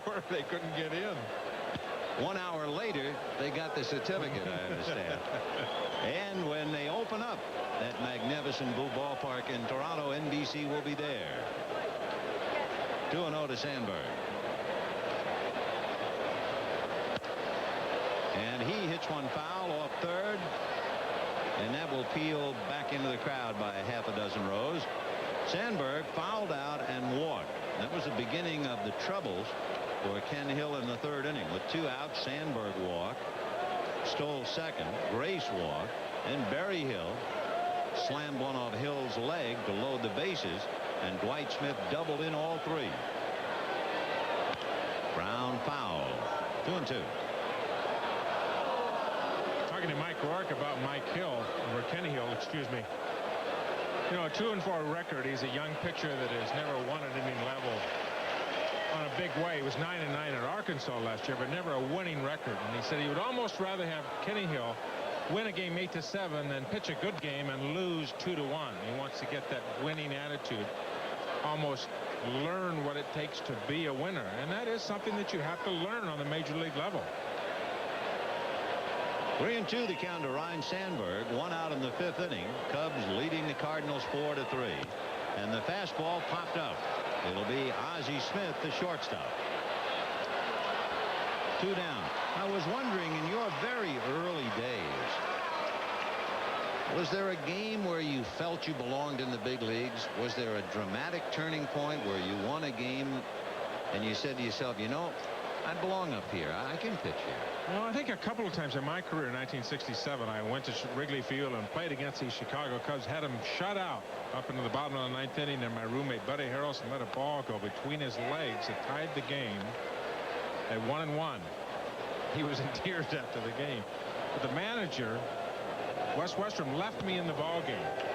Led off the top of the 10th with a single, bunted the second, and ultimately came around and scored, went out and pitched the bottom of the 10th and won 2-1. That was one. That was one game that really said, yeah, now you really belong. The other one, the All-Star game, as a rookie in Anaheim, where we're going to be with the All-Star team, and pitched the bottom of the 15th inning. Mark Grace, a 2-out single to right, and the batter will be Damon Berryhill. I'm sure in your growth and development there are important moments. There are steps. There are steps that you learn what it takes to be a winner. What about the All-Star game? Why did that make you feel? Well, I was picked by Walter Alston. I was sitting there with, I think it was Claude Osteen who had pitched, or Don Drysdale. I don't remember. But I walked in from the bullpen in Anaheim. Remember, they were way out in right field and it was open. And I was looking around. Willie Mays in center, Henry Aaron, there was Pete Rose, there was Tony Perez, there was Tim McCarver, and I said, listen, these guys are counting on me. And a year and a half ago, I was a student over at USC, and now I'm in the middle of an All-Star game here in Southern California. And once I got to that mound, I walked past Pete, second base. He says, you want me to pitch? And I'll play second. I said, no. And I was really nervous until I got to the mound, and it was like walking into my living room where I said, this is where I belong. This is where I know what to do up here on this little patch of dirt. And you do belong. Perez, 2 balls and no strikes. Perez hit a home run at the top of the 15th. Oh, yeah. So I had to face Freehan and Canigliaro. And I got those 2 outs. And the third hitter was Yastrzemski. What do you think he did? He got a free pass to first base on 4 straight balls. No, thank you. Always said you were a bright young man. 2 balls and no strikes to Damon Berryhill. And he hits a fly ball to right field. Brunansky is there. No runs, 1 hit, a man left. We have 4.5 innings in. The Cubs 4 and the Cardinals 3.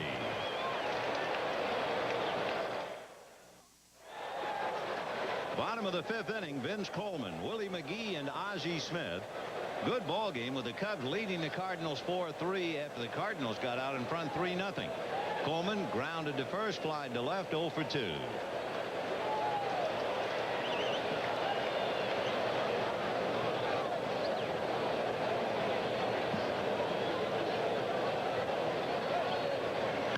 A shot right back at Bilecki. It almost knocked a syllable off, but he made the play. 1 down. That had to be a pitcher's nightmare, always a comebacker.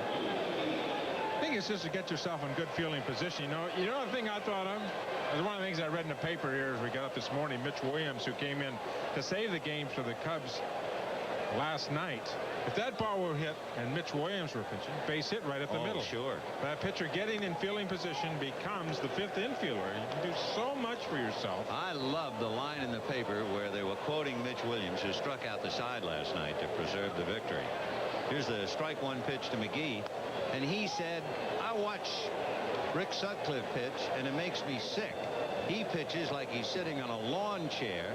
I'm out there pitching like my hair is on fire. That sums him up pretty well. 1 ball and 1 strike to Willie McGee. There's Rick Sutcliffe, who pitches, according to Mitch, like he's sitting on a lawn chair. 1-2. Fouled away by McGee into the crowd, down the line. Willie doubled to left, got a high changeup in the first inning. Then last time up, pulled the ball on the ground to Mark Grace.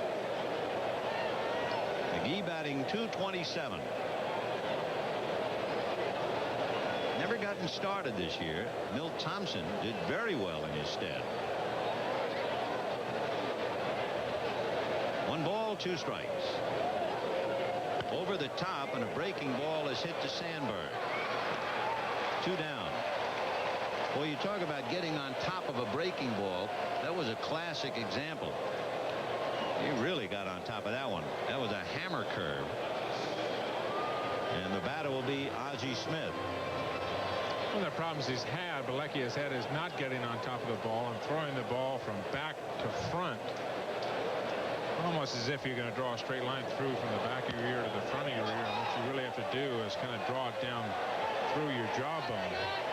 Ozzie Smith fouling out to Damon Berryhill, and at the end of 5. The Cubs 4, the Cardinals 3, and time for the Birds to go to work.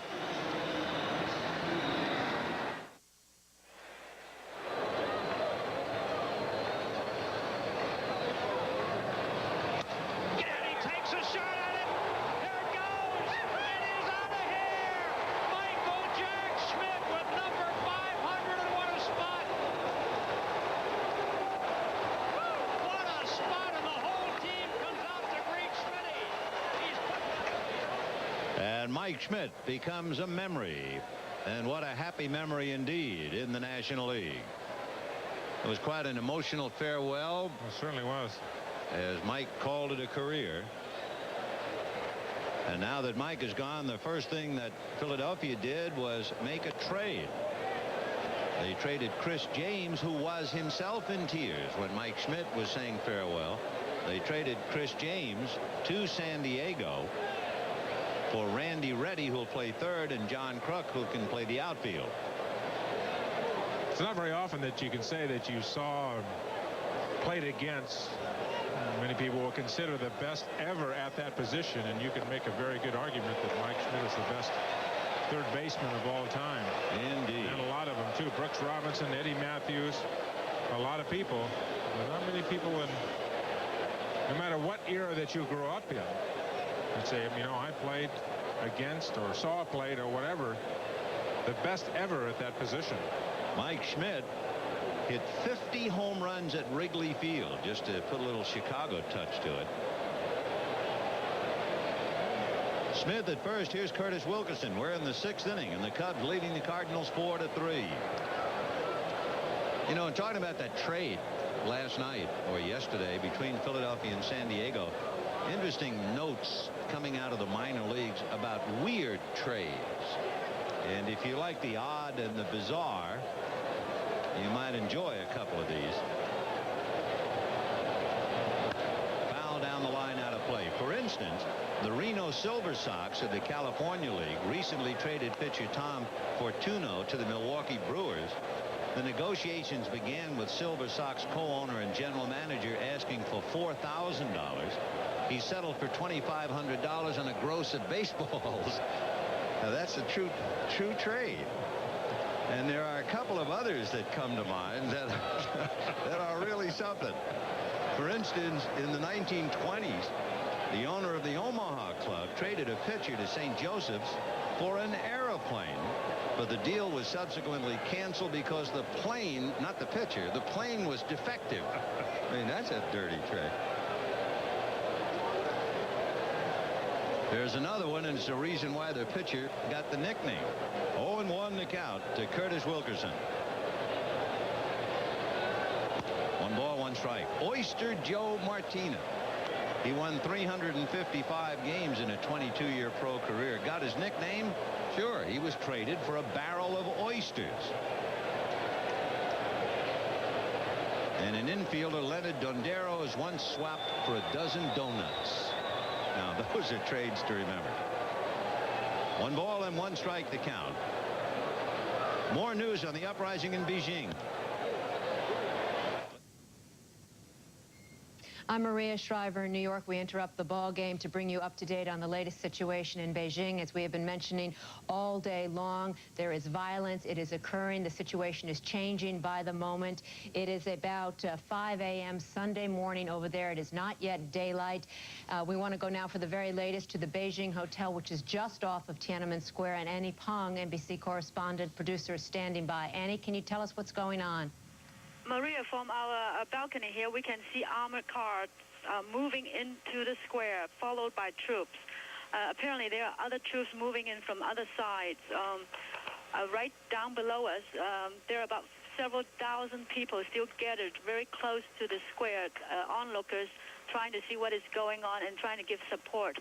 As we understand, there are still some students on the monument. They have not left yet, and I think the soldiers are going in to get them out. That's what we know from here. All our cameramen have to leave the square because it's getting very dangerous. As you can see how close Annie is to Tiananmen Square from that map. We want to now go to Keith Morrison, who is standing by at another location. He has a little different vantage point. What can you see from where you are, Keith?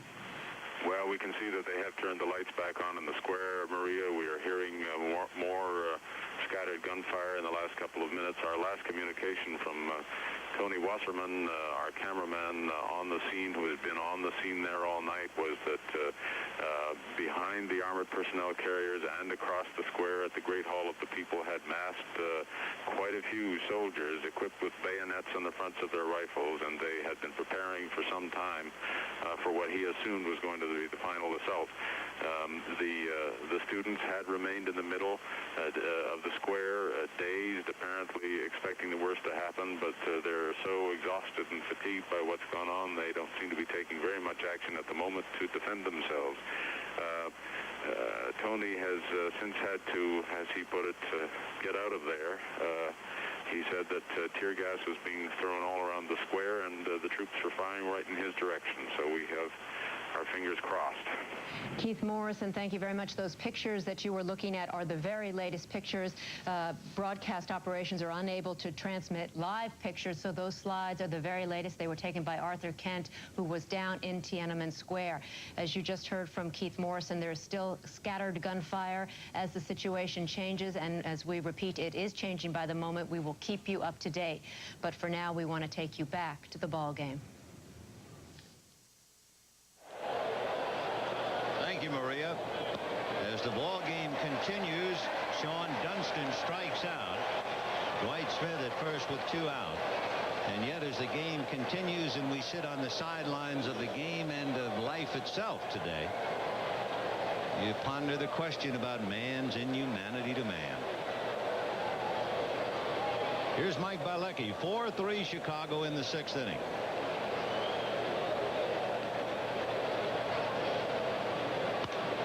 He hits it down the right field line, slicing in the corner, foul. 4 runs, 5 hits for the Cubs. 3 runs, 5 hits, and 2 errors for the Cardinals. In the top of the 6th. You're ever so right, Vinny, in the sense that what you talked about before about coming back to the ball game as a relief from what is going on over there. I mean, we sit and see the pictures and listen. You know, after getting excited in the joy of a baseball game, you listen to that and you come back and you really, it's like a downer. Oh, unhappy. Well, Lucky hit a soft line drive right at Guerrero in the 2nd inning, hit back to the box in the 4th. No balls, 2 strikes.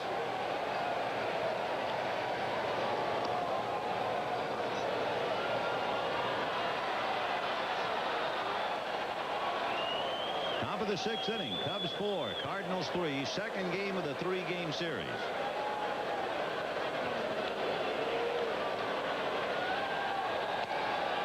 That was so close that John McSherry's right elbow quivered. He wanted to bring it up, and he fought that elbow to the death and kept it quiet. But I don't know if you can see his right elbow behind Pena's head, but from behind home plate, well, it really quivered and shook. We call that a half a strike from the bench. What is that, 2.5 strikes now we got? 2 and 2. Chopper to 3rd. Pendleton taking plenty of time, and that will be that. No runs, no hits, a man left. At the end of 5.5 innings, the Cubs 4 and the Cardinals 3.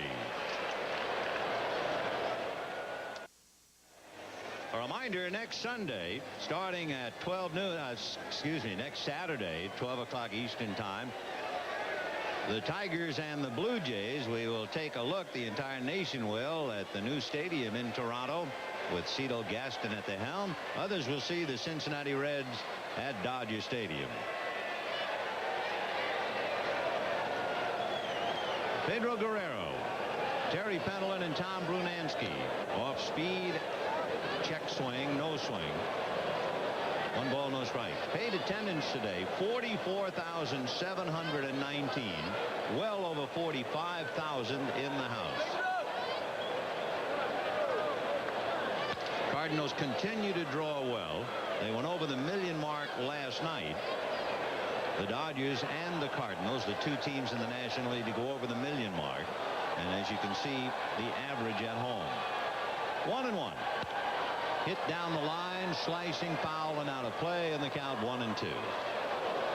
The National League East and West have just come off of their series when they're playing each other, Vinny. The Cubs were 19-4 against the West. They had the best record of any National League East team. And it's significant. They were 19-14, excuse me. They were 19-14. It's significant when you think that the West overall against the East was +13. But the Cubs were 19-14 against the West. This is when you see the divisional moves. This is when you see some teams blown out of the water. And you see the team suddenly take over and show some strength within the division.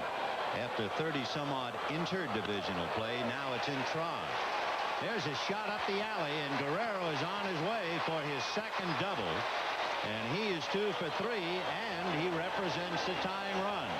A storm signal is up, and they'll have action in the Cub bullpen.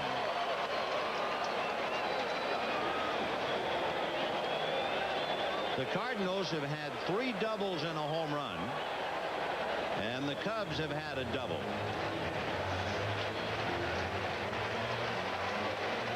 Jeff Pico is the right-hander to join Steve Wilson in the bullpen. And Bilecki now has to face Pendleton, Brunansky, and Oquendo in the 6th inning, 4-3 Chicago.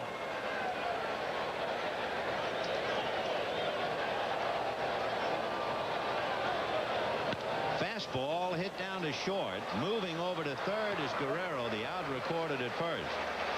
There was no chance for Dunston to make a play on Pete. So the tying run is 90 feet away for the Cardinals, and Tom Brunansky the batter. Did you see the throw to first base?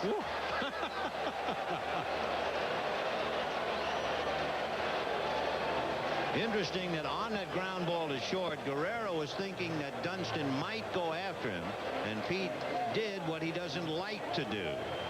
Slide feet first, and he went right across the bag.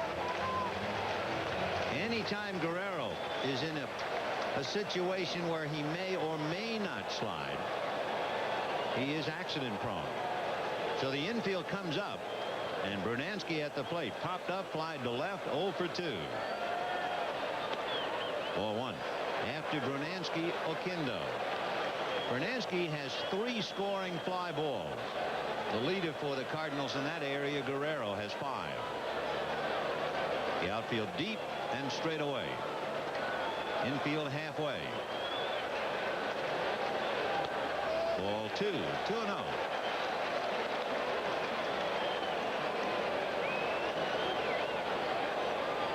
Toronto polishing off the Boston Red Sox 10-2.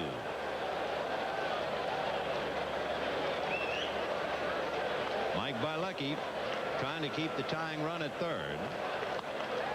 Ball 3. Bilecki has walked only 1. That was Oquendo in the 4th inning. That's when Dick Cole went out and talked to him. And then Tony Pena hit the first pitch and flied to left to end the inning. Both bullpens going now, Vinny, too. John Costello and the Cardinal bullpen warming up. Fastball, they let him swing 3-0, and he hits it to deep left, and this one is off the wall. Guerrero scores, and Brunansky a double to tie it up.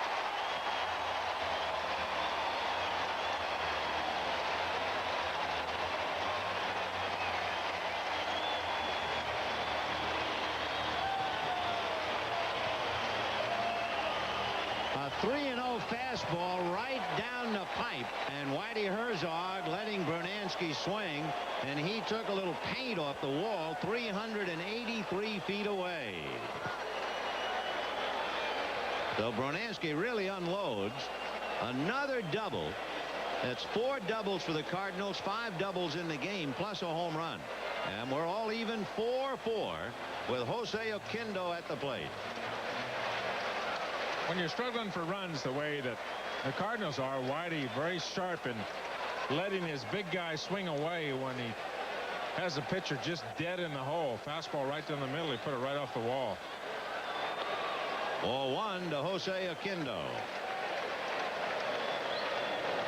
Interesting, had Zimmer opted for it with the count 3-0, and I realized that Brunansky represented a winning run. But if he had put Brunansky on, he has Oquendo, who hits into a lot of double play. And this time hits it to Dunston, who makes a save, and Brunansky takes third. That's a big play by Sean Dunston. That's his second big play. Remember that leaping catch on the ball hit by Ken Hill in the 4th inning. Second out that he's made in the inning there, a second assist that he has made. And this is one of the great arms, if not the best arm in baseball, pitchers included. Someday we'll get a gun over behind first base and get him on the radar again. He may top everybody. 2 down in the 6th inning in a 4-4 tie. Fastball is hit over the mound, over second, base hit for Pena, and the Cardinals lead 5-4.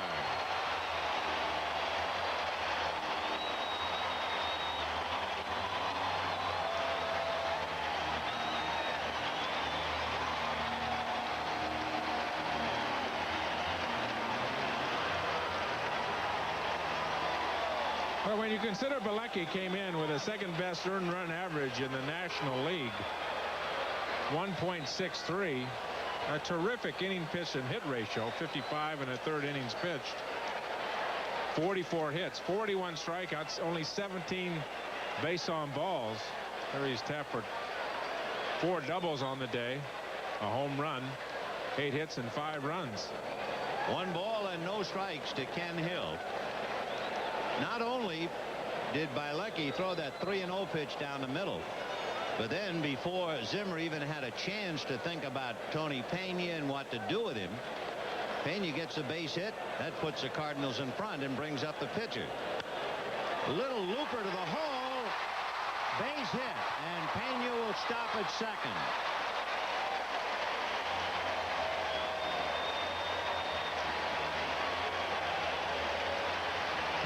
Hits for the Cardinals, and Don Zimmer making his way out to the mound. I was interested to look up intentional walks, and the Cubs had given up 19. The lowest would be the New York Mets. Davey Johnson hates to walk a hitter intentionally. The Cardinals have given up the most intentional walks.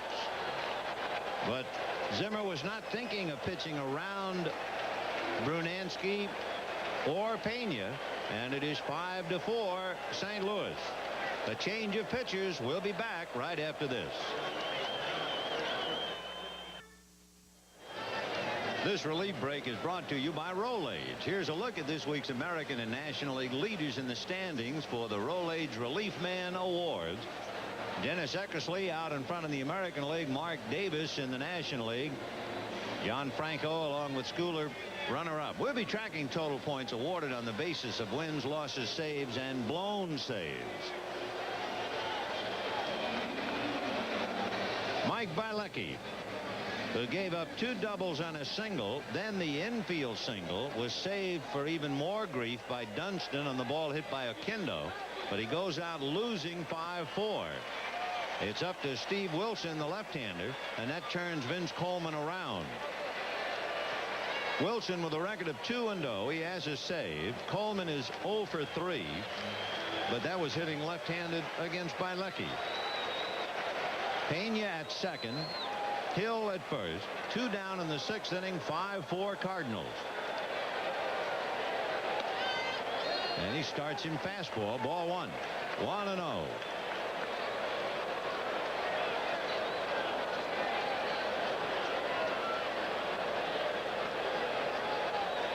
Wilson from Victoria, British Columbia. He'll be 25 in December. Was in the Texas organization.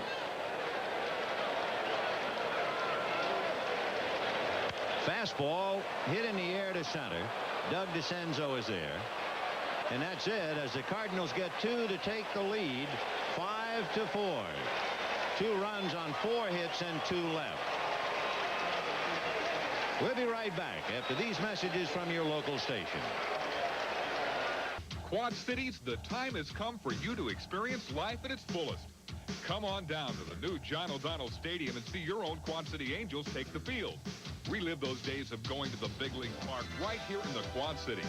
Looking for fun the whole family can enjoy? Then Quad City Angels baseball is it. Come on down to John O'Donnell Stadium for T-shirt night this Friday at 7:30. The first 2,000 kids 16 and under receive a free Quad City Angels T-shirt, courtesy of Hy-Vee Food Stores, the Daily Dispatch, Leader, and Argus. Join Lori Adams for your weather tonight. A reminder tomorrow, the French Open at 3 p.m. Eastern Time. Mats Wilander beat Omar Camporisi in straight sets. Tomorrow, the 5th seed, Andre Agassi and Jim Courier. Tomorrow at 3, the French Open on NBC. We'll double check with the Cardinal bench. Rod Booker takes over at second base for Jose Oquendo.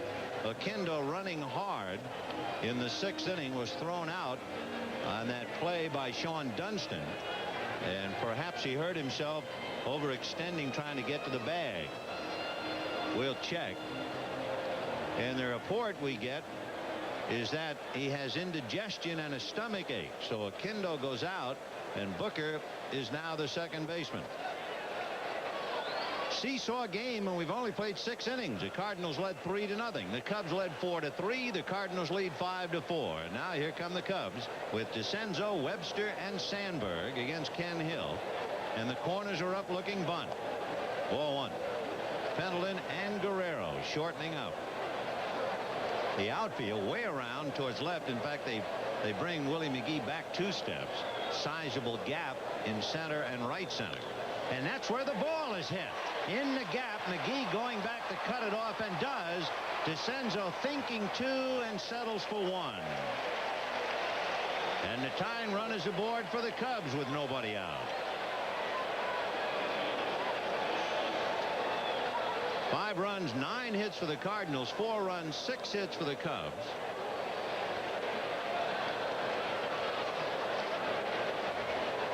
That'll bring up Mitch Webster, but it also will bring up Whitey Herzog. And Whitey will bring a left-hander in from his bullpen. It will not take him very long. Ken Daly made 118 changes now, pitching changes so far this season. Yeah, and you know the doesn't sound possible, does it? This early, 50 games. So as we have a pitching change, we will pause with the Cardinals leading the Cubs 5-4. I'm Maria Shriver in New York. As we have been reporting to you throughout the day, there have been skirmishes in and around Tiananmen Square all night long. But now it appears that government troops have pulled out all the stops. It is almost 6 a.m. Sunday morning. Tanks are reportedly now breaking down barricades and going right into Tiananmen Square. We want to go now for the latest. We go live to Annie Peng, who is at the Beijing Hotel, which is just adjacent to the square. Annie, what can you see from your vantage point?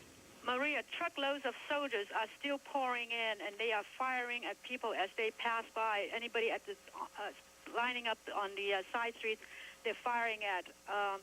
Just now, 5 heavy tanks just moved into the square, and they just rolled over barricades like the barricades weren't even there.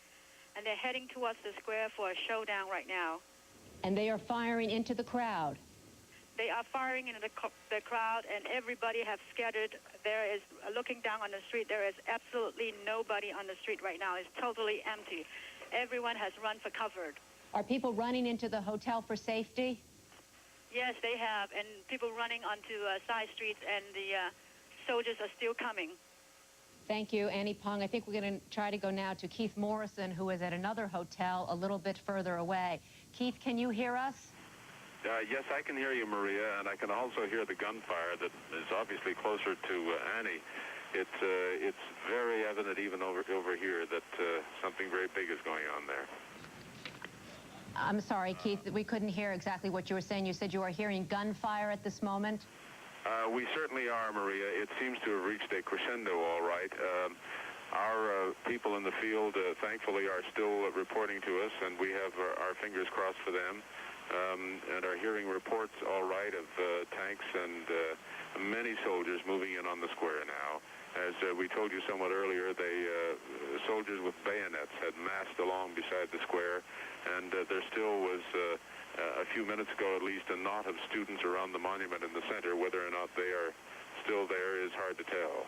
Okay, Keith Morrison reporting live from Beijing. I have just been handed President Bush's statement. President Bush is in Kennebunkport, Maine, and as of the moment he had not made a statement. This is his most recent and his first statement. The president says it is clear that the Chinese government has chosen to use force against the Chinese citizens who are making a peaceful statement in favor of democracy. He goes on to say, I deeply deplore the decision to use force against peaceful demonstrators and the consequent loss of life. We have been urging and continue to urge nonviolence, restraint, and dialogue. Tragically, another course has been chosen. Again, I urge a return to nonviolent means for dealing with the current situation. The United States and the People's Republic of China over the last 2 decades have built through great efforts by both sides constructive relationships beneficial to both countries. I hope that China will rapidly return to the path of political and economic reform and the conditions of stability so that this relationship, so important to both of our peoples, can continue its growth. That is President Bush's statement, his first statement on the situation in China.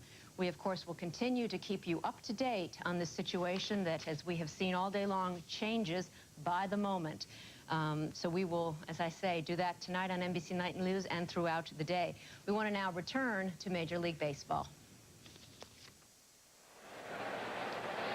There is no way to make a graceful or an intelligent transition from what is transpiring in China and the pain and anguish and sorrow over there to a baseball game. So we will just tell you what has taken place here. After DeCenzo singled to center, John Costello was brought in, and Mitch Webster grounded out to second. DeCenzo took second. Ryan Sandberg batted against Costello and hit a fly ball to straightaway center field. So with 2 down and the young left-hand hitting first baseman Mark Grace coming up, Whitey Herzog will once more go to the bullpen and bring in Ken Daly. More than any other manager last year, Whitey Herzog made more moves where he brought in a pitcher to face 1 hitter. Whitey did it 29 times. That's not to say that Daly won't continue in the game.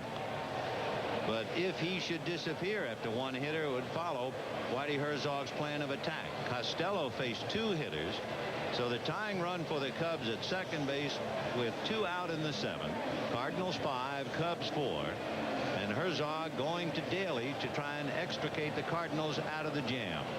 All you have to do is look at one of Whitey's quotes and understand how important a bullpen is to him.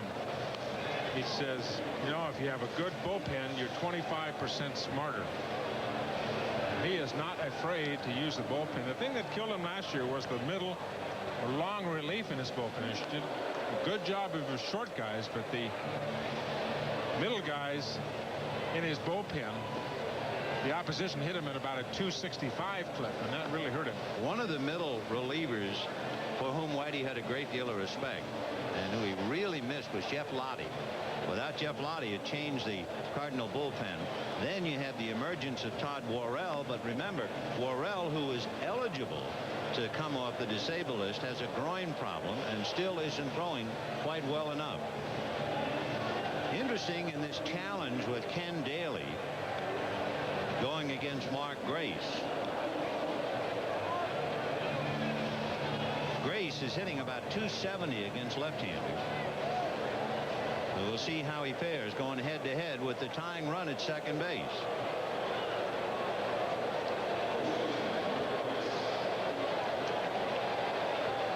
Grace singled to right, scored a run, walked and scored a run, and singled to right. So he's 2 for 2. He's been busy. DeCenzo at second, carrying the tying run with 2 out in the 7th. First ball swinging, and that's hit foul back into the seats. 0-1.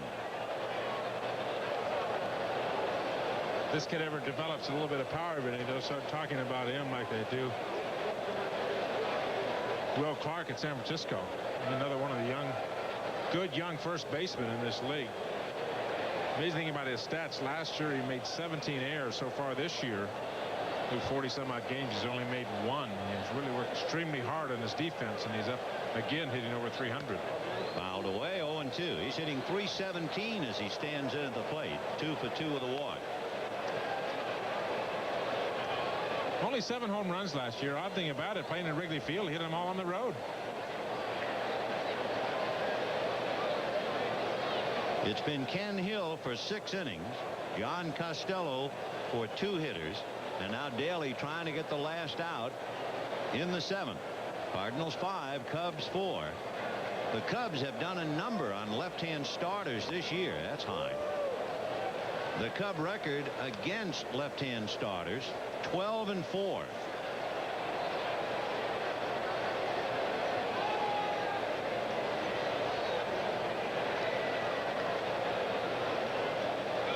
One and 2 to Mark Grace. Damon Berryhill, the switch-hitting catcher, on deck. And there's a line drive right at Booker.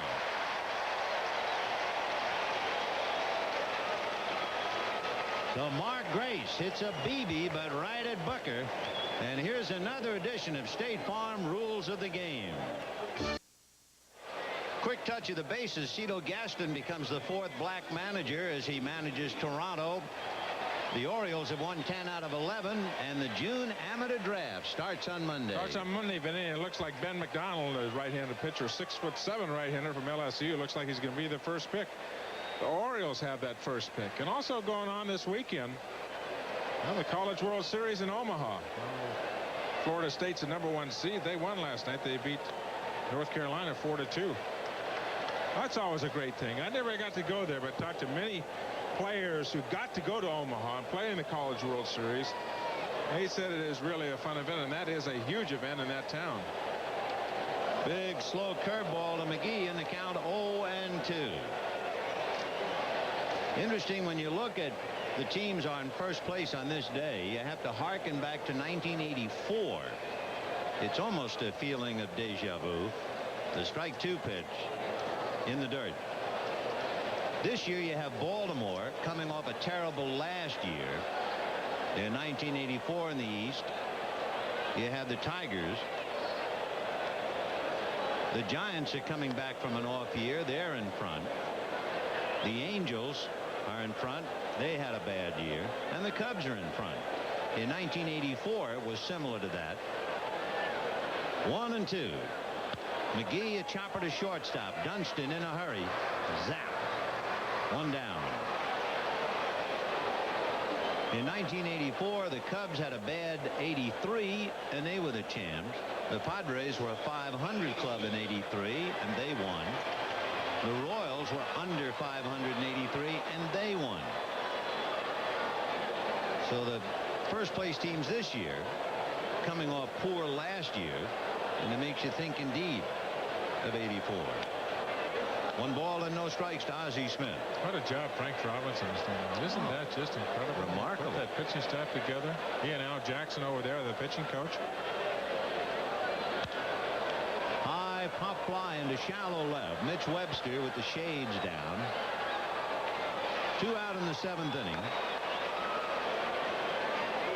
We mentioned the Giants sitting atop the heap. We'll bring you up to date on the Will Clark, Kevin Mitchell show. And the Giants leading 4-0, top of the 9th inning.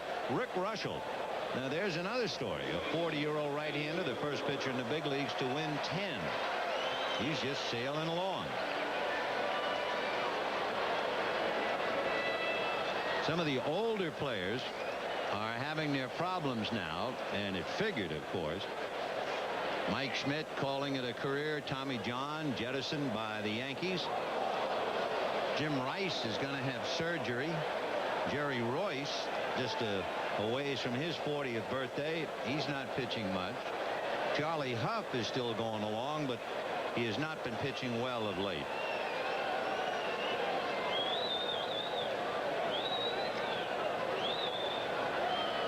Pete Guerrero double a left center to drive in a run, double to right center and scored a run, and scored when Pendleton homered following his first double. So he's very much in this game. If you are not keeping score and you wonder about the Cubs in the 8th inning, they'll have Damon Berryhill, Dwight Smith, and Curtis Wilkerson. Ken Daly will be the pitcher. We'll see if Don Zimmer goes to his bench. 1-1 to count.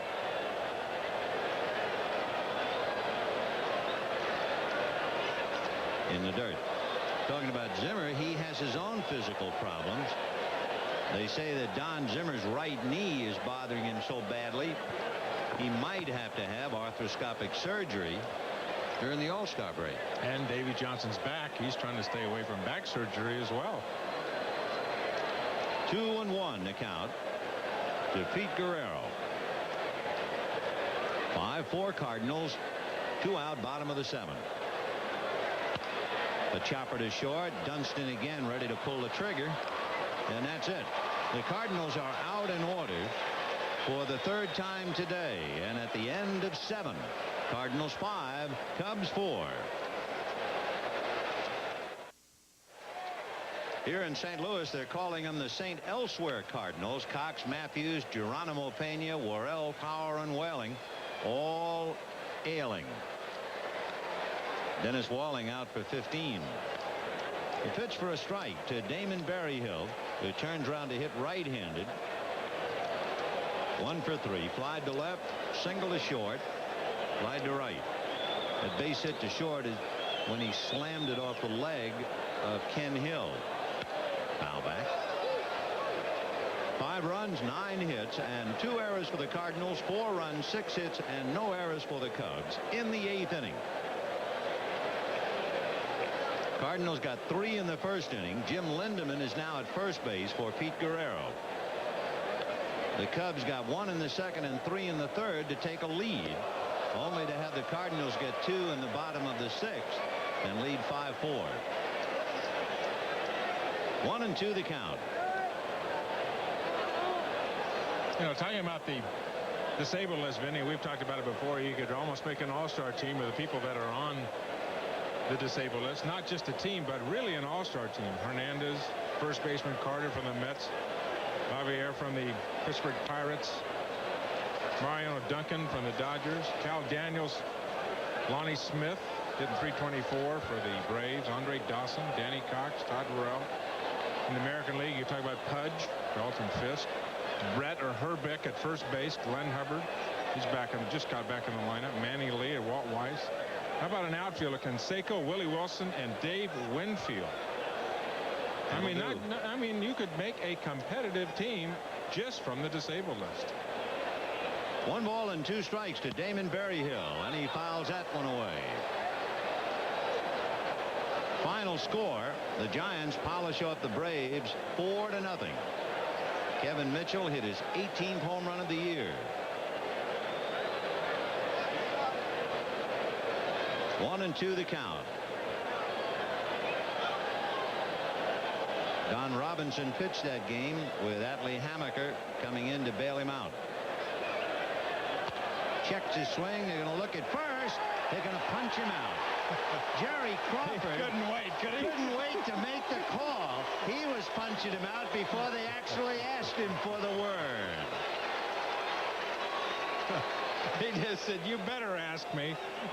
Because I'm positive. I know for sure that bat came way around, way out of the strike zone, the fastball up and away. And I'm telling you, Jerry Crawford had him called out before the ball was in the glove. So Damon Berryhill muttering, looking out in the direction of first base umpire Jerry Crawford. And McClendon will now come up and bat for Dwight Smith. So Lloyd McClendon, right-hand batter. When McClendon joined the Cubs, he gave them a big lift with a 3-run home run. They had lost 5 in a row, and he got him started. He's trying to get him started now, and it's going to drop for a base hit. So McClendon, a 1-out single coming off the bench. He represents a tying run. Of course, the Cubs have to kick themselves in the 7th inning. They had the leadoff man get the base hit. And with the tying run at second, they had Sandberg and Grace coming up, and they came up empty. And just to rub salt in the wound, Grace made the last out, hitting a bullet, but right at Rod Booker. So here is Curtis Wilkerson. McClendon got 3 hits last night. It's a ball club when you lose a guy like Andre Dawson. It is a team effort. Everybody picks him up. McClendon, of course, being called up and hitting the home run. That's popped in the air, foul behind the plate. Pena has a play. So Wilkerson fouls out to Tony Pena. 2 down, and Sean Dunston the batter. Now let's see what Whitey does with Dunston, what kind of pitches he uses, with Ken Daly working on him, and the Cardinals leading by 1. Steve Wilson, the pitcher, would follow Sean Dunston. The first thing Whitey does is ring the bullpen and heat it up. Dunston single to left, flied to right, and struck out. Those at bats were against Ken Hill. Dan Quisenberry is down in the pen. And Wilson going over to get a bat, too. I doubt if he would hit. You certainly would think that Zim would be hitting somebody. But for appearances, so Whitey wouldn't know, Wilson is going to get in the on-deck circle. Chirali was warming up before. Interesting, Ken Daly started Dunston off with a curveball for a strike. 0-1. Then the fastball, and I don't think that was touched by Pena or the bat. And on a wild pitch, McClendon takes second, and the Cubs, for the second consecutive inning, have the tying run in scoring position. We talked earlier about Dunston being an undisciplined hitter. Last year, the number of base on balls that he had, 16 base on balls, 8 of them intentionally, and 575 times at bat. He just does not have a disciplined swing. That pitch up over his head. Oh, he swung at the wild pitch, and now they're changing it. They're calling it a passed ball. 0-2 the count. So a little heat on Tony Pena. Tying run at second and 2 out. Chased it, and down he goes. No run, 1 hit, and for the second consecutive inning, the Cubs lead the tying run in scoring position. 5-4 St. Louis. The Cubs make 2 changes. Lloyd McClendon, who batted for Dwight Smith, takes over in left field, and Mitch Webster, who had been in left field, moves over to right. And we go to the bottom of the 8th inning. 5-4 Cardinals, and there's a strike to Pendleton. Terry Pendleton hit a 2-run home run, single to left, grounded to short. 2 for 3.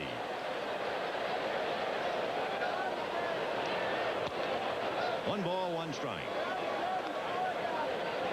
The Cardinals trying to snap a 5-game losing streak.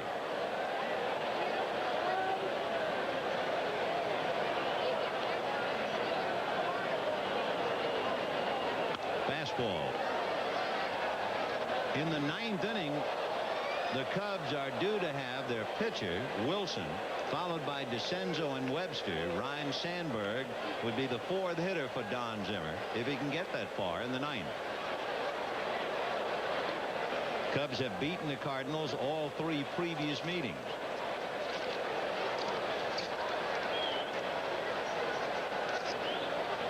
One and 2 in the dirt to the screen. 2 balls, 2 strikes.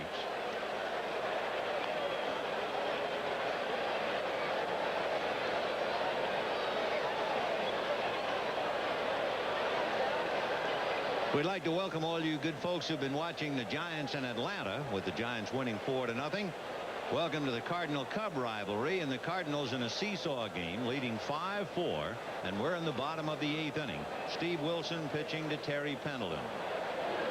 Fastball hit down the line, foul and out of play. I'm Vin Scully along with Tom Seaver.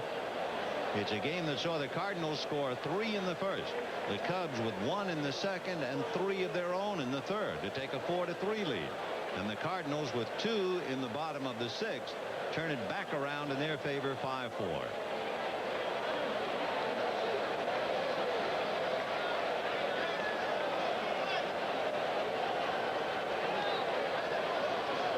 Two balls, 2 strikes. Foul back. You just have to look at the line on young Steve Wilson to see how they're using him. They have a 2-0 record coming into today's game with a 2.57 ERA. This is his 12th game, and he has pitched 14 innings. Don Zimmer and Dick Pohl, the pitching coach for the Chicago Cubs, bringing him along slowly, spotting him in certain situations that they feel would be most beneficial for him. That involved trade between Chicago and Texas will take a long time before any true analysis. Jamie Moyer, Rafael Palmeiro, etc. doing well for Texas, and the Cubs, well, they're in first place. Can't beat that. Well, they wouldn't be in first place if they didn't have the left-hander down there in the bullpen that they have, Mitch Williams. I mean, they've beaten the Cards 3 times so far this year. Mitch Williams has saved all 3 games, 14 saves that he does have on the season. High foul behind the plate. Berryhill takes a look and realizes no play, and it's back in amongst the customers. 44,719 paid, over 45,000 here to see a renewal of this great rivalry between Chicago and St. Louis.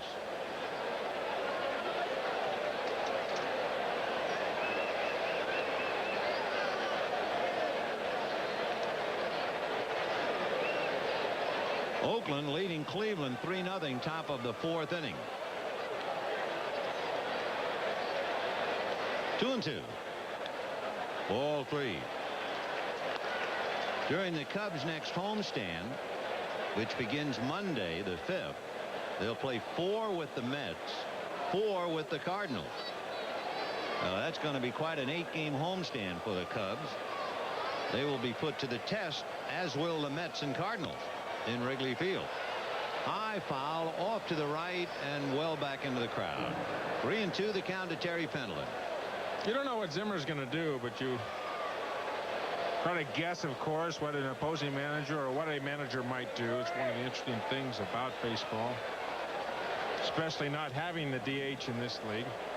Facing Pendleton and then Brunansky, the right-hander on deck. Booker, a left-handed hitter, but only 1 at-bat at the major league level this year. And then Pena in the number 8 spot, a right-hand hitter. And then, of course, the pitcher's position. So what do?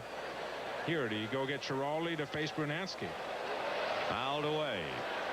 Pendleton, of course, is making a difference because he's a switch hitter, one of the 5 switch hitters that started in the lineup for St. Louis today. Oquendo has been replaced by Booker. When you think about possibilities, in the 9th inning, the first move that Zimmer will have to make will be a hitter for Wilson against the left-hander Ken Daly, and he has several right-handed bats. Fastball hit into right center field, base hit. DeCenzo over to cut it off, and Pendleton holding with his 3rd hit of the day. 2 singles and a 2-run home run. And the batter will be Tom Brunansky. Available to Zimmer as pinch hitters, right-handed Darren Jackson, Rick Rona, Domingo Ramos, and Vance Law. And he's going to make a change right now. Domingo Ramos will take over for Sean Dunston at shortstop. And since Dunston made the last out, that's a 2-for-1 switch. So we'll put Giraldi in Dunston's spot, put Ramos in the pitcher's spot, and now we know who's leading off in the 9th inning. It'll be Domingo Ramos.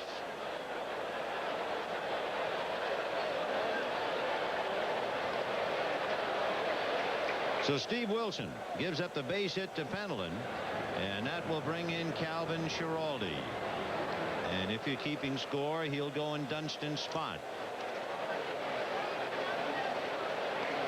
And reflecting back on the trade, Vinny, the Palmeiro trade and the Mitch Williams trade, one of the things that you hear in baseball is that a good trade is when both teams are happy, when both teams are satisfied. Certainly the Texas Rangers, with getting a fine left-handed hitter, have got to be absolutely ecstatic the way that Palmeiro is playing. But this ball club, the Chicago Cubs, were killed by not having a bullpen on a closer last year.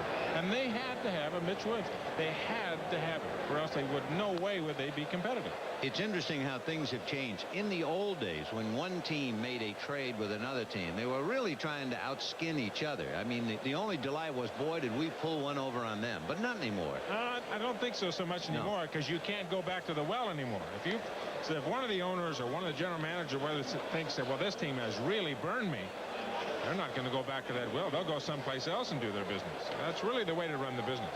There's Mitch Williams, who summed up his style of pitching. I will forever remember it. I pitch as if my hair is on fire. He was so wild the other day in a game that he saved that Don Zimmer and every member of the Cubs in the dugout put on batting helmets. To say the always exciting Mitch Williams would be an understatement. By the way, we have a moment. This telecast is presented by authority of Major League Baseball and may not be reproduced or retransmitted in any form without the express written consent of Major League Baseball. Calvin Schiraldi will now go head-to-head with Tom Brunansky.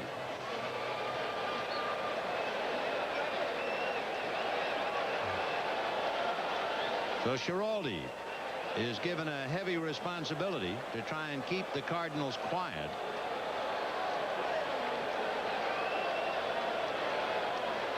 Calvin, as you can see, with 4 saves after spending most of the year in the starting rotation last year and then moving to the bullpen late in the season. Originally with the New York Mets, then with the Boston Red Sox. Came to the Cubs with Al Nipper for Lee Smith. Because he was in the bullpen in Boston, and they figured that the Cubs got him over here and tried to make a starter out of him. His 4.3 ERA just does not have enough variety of pitches, I don't believe, to be a starting pitcher. He was 9-13 last year, but a good right-handed closer. Check swing on a breaking ball, dribbled to Grace, who will come to Brunansky while keeping an eye on Pendleton.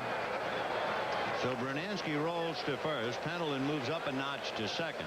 Cardinals lead 5-4. And now Rod Booker will be coming up to replace Jose Oquendo. Oquendo had grounded out, walked, robbed of a hit by Dunston, and had to leave with indigestion.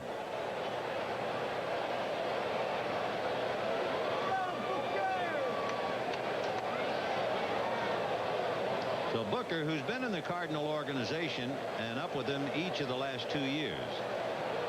Ball 1. Booker from Los Angeles, and his contract purchased almost 6 years ago from the Minnesota Twins. There goes the call for the big boy and the Chicago Cub bullpen. Hit foul off third, down the line and out of play. Dick Pole just waved his left hand down there. Now let's see who that is. It doesn't look like Williams, though, does it? It's Pat Perry, who at one time pitched here in St. Louis.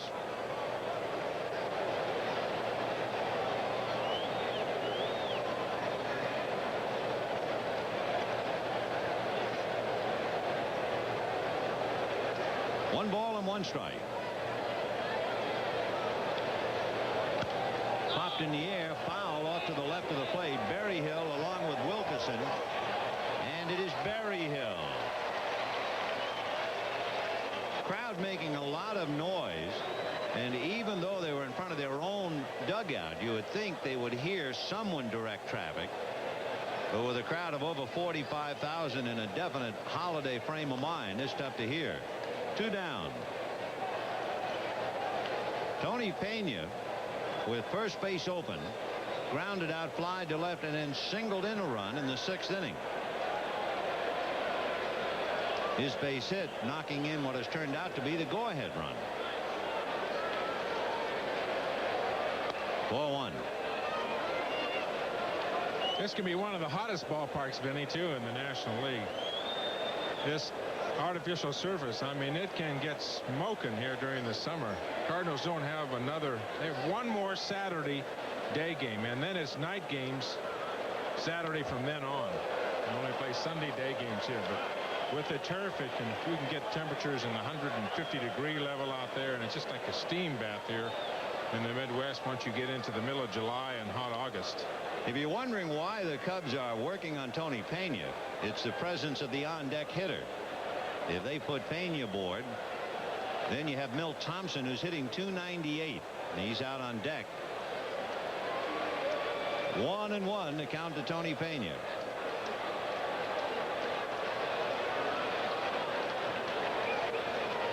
Fastball punched to Grace, and that's it. So they leave Pendleton at second base, and at the end of 8, the Cardinals 5, the Cubs 4.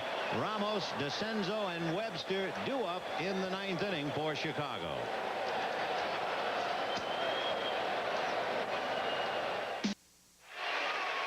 We talked about him a little while ago, and had they been ready, well, you could bet the house he would be in there today. Todd Worrell, who is eligible to come off the disabled list, has a groin problem, and he's still not quite ready. He threw yesterday, Mike Rourke watching him, but he will not come in a spot that would almost cry for him for Whitey Herzog. So Herzog sticks with Ken Daly, and down in the bullpen, Dan Quisenberry will throw back at him. One of the problems that Jimmy Leland has had in Pittsburgh, he lost his closer, and Jimmy Gott, his #1 guy last night. The Pirates going ahead of the Mets in 13 innings, I believe it was, 2-1, and then all of a sudden, in the bottom of the 13th, Magadan hits a 2-run home run. They win 3-2. That closer so important.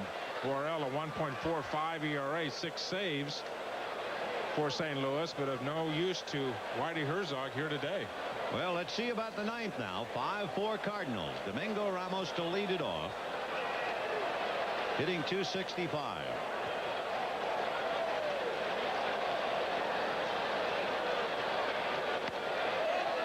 Daly has worked an inning and a third, striking out 2 of the hitters he has faced. He's had to pitch to 5 hitters. He's given up 1 hit. That was the single to Lloyd McClendon. The Cubs frustrated. They left the tying run at second base in the 7th inning and again in the 8th. 1 ball and 1 strike.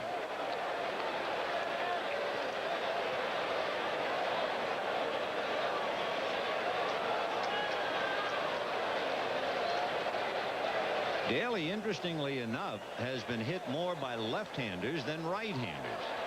Curveball is hit to the left to short. Ozzy's on it. 1 out.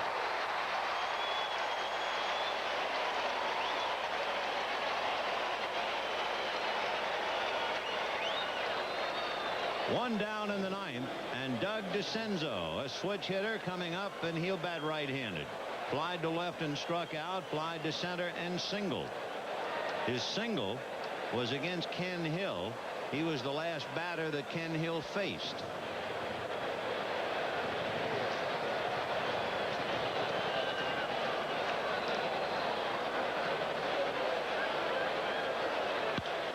And that's popped in the air to center. Willie McGee is there. 2 down.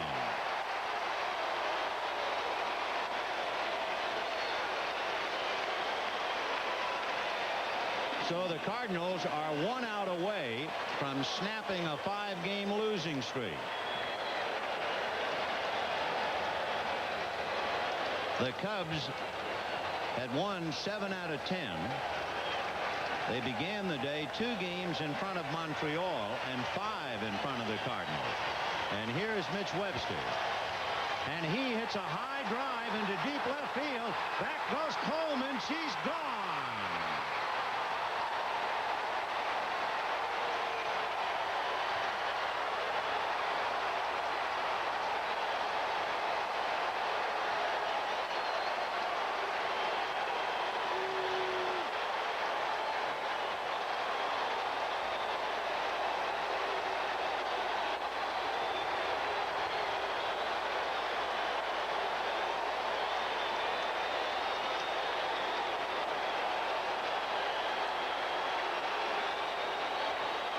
That's the first home run that Mitch Webster has hit this year, and what a time to hit it. 2 out in the 9th inning to get the game even 5-5.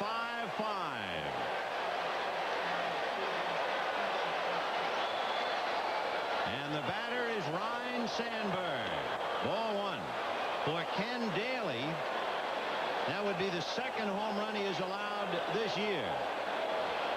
So Webster hits it out, and we're all tied up. Strike, 1-1. The one place you don't want to throw the ball, up where somebody can get it into the air with a couple of outs, a 1 run down. Mitch Webster, very happy Chicago Cubby, that's for sure. The ball's got to stay down when you've got 2 outs and a 1 run lead. It is certainly an unlikely weapon here in Busch Stadium, St. Louis. And yet today we've had 2 home runs to the opposite field by Terry Pendleton in the first inning, and then that jolt by Mitch Webster. 5-5 in the 9th inning. 1 ball and 2 strikes to Ryne Sandberg. 2-2. Way back at the start of the game, the very first picture you saw in the game of the week was Webster's dictionary, and we talked about how he defined rival. And Webster has summed up rival again today. Ground ball to the left of Ozzie Smith. Juggles, comes up with it. Got him.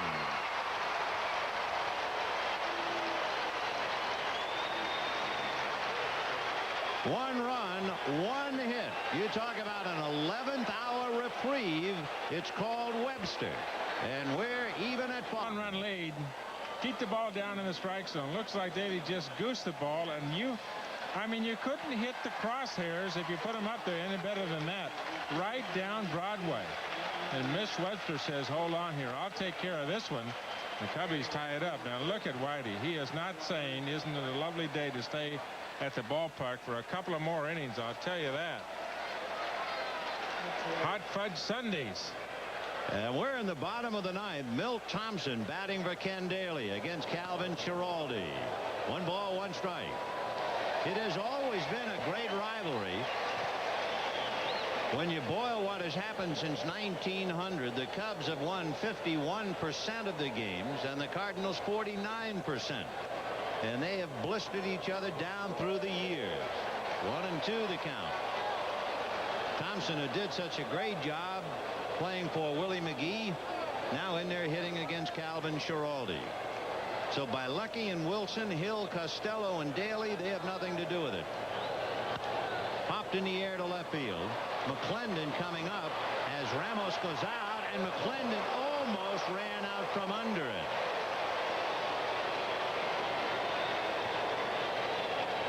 McClendon and Ramos just coming into the game, neither having the feel for it. Always the threat of a collision. And Lloyd could hear footsteps and almost overran the ball. 1 down.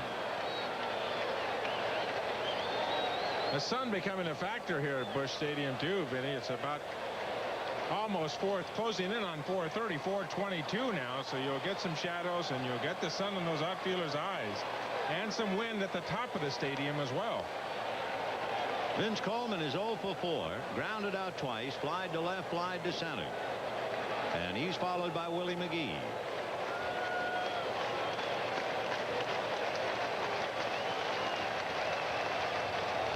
In there for the Cardinals, they blew a 3-0 lead. The Cubs had a 4-3 lead. The Cardinals came back to take a 5-4 lead, and the Cubs have tied them 5-5, much to the delight of this big crowd. They're having a ball.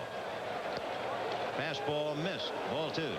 A lot of people around the country, as we talked about in the pregame show, they know about the Yankees and the Red Sox and the Giants and the Dodgers. A lot of people on the coast of this country don't realize how big a rivalry this Chicago-St. Louis one really is. A drive to left center, and DeCenzo is there. So what the Cubs have done, keep Vince Coleman off the base paths. He is 0 for 5. And remember, he is 22 for 22 in stolen bases. If he gets aboard, it's almost a cinch he's at second. And the batter is Willie McGee. Double to left and then 3 ground balls. So McGee is 1 for 4. Strike. 0-1. So the Cardinals got a first inning home run. The Cubs got a 9th inning home run, and we're in the bottom of the 9th. Fouled away. Wilkerson shortening up in front of the bag, but now with 2 strikes on McGee, Curtis goes back to a normal position. Grace guarding the chalk deep at first. 0-2. McGee followed by Ozzie Smith. 1-2.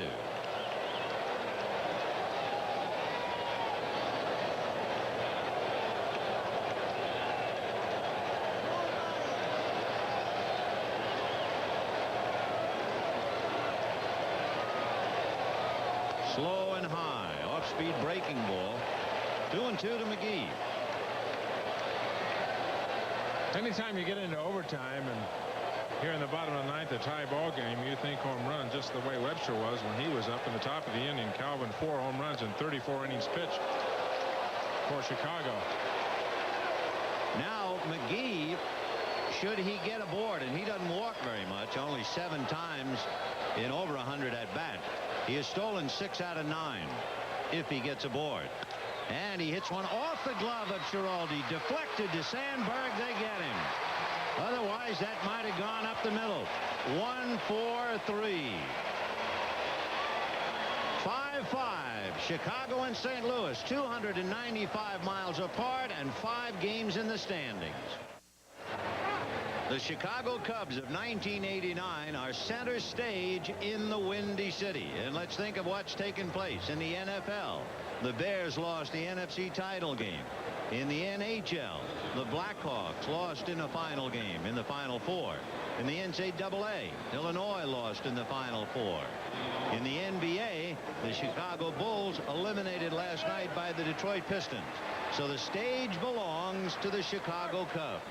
They're making the most of it. They're in first place. Making the most of it. A lot of people are happy. You hear a lot of baseball fans, well, thank God the basketball's out of the way. Thank God the football's out of the way.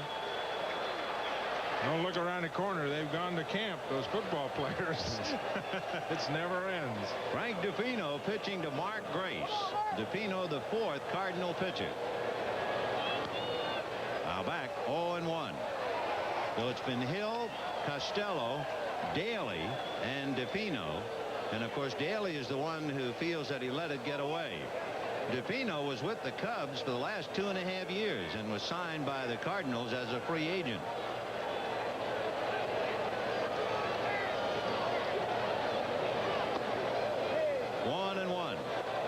DePino had been with Houston since '82, then came to the Cubs in '86, and like several others before him, notably Bruce Sutter, Lou Brock, he has worn both uniforms in the great rivalry. 1 down.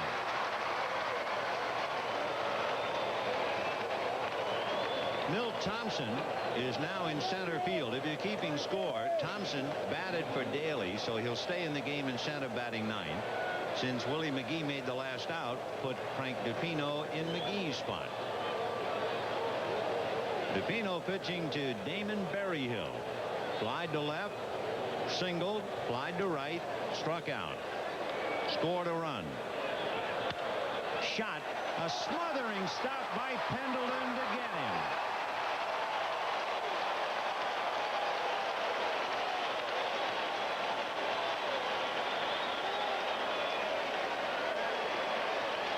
So Berryhill losing a possible base hit on a dazzler by Terry Pendleton. And the batter will be Lloyd McClendon, but Whitey Herzog is going to make a switch. And he will bring in Dan Quisenberry. Great play by Pendleton, diving to his left. Always known to be an outstanding defensive third baseman.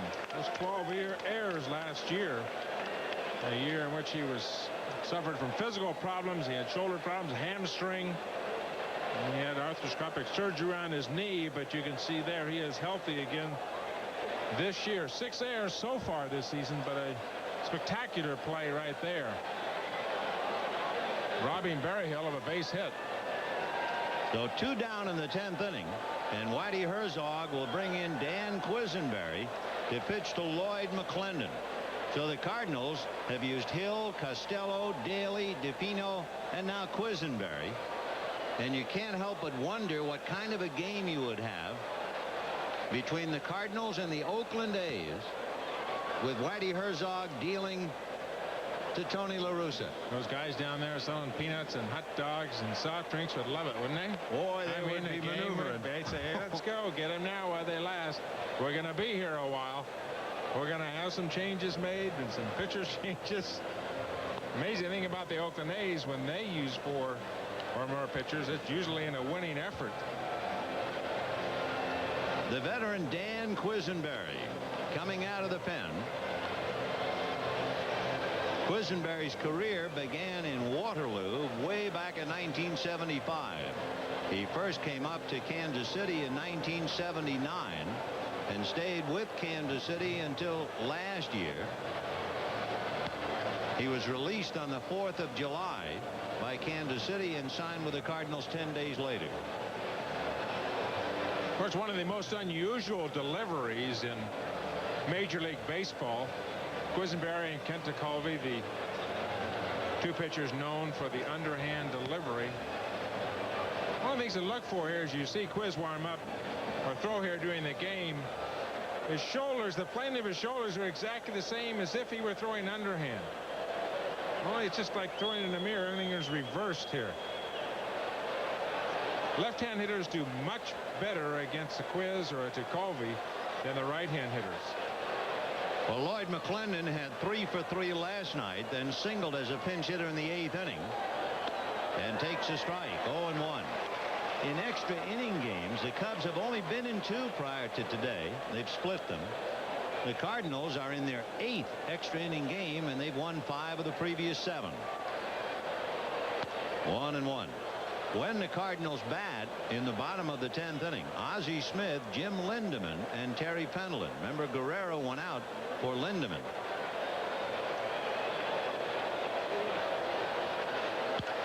Chopper foul, and the count 1-2.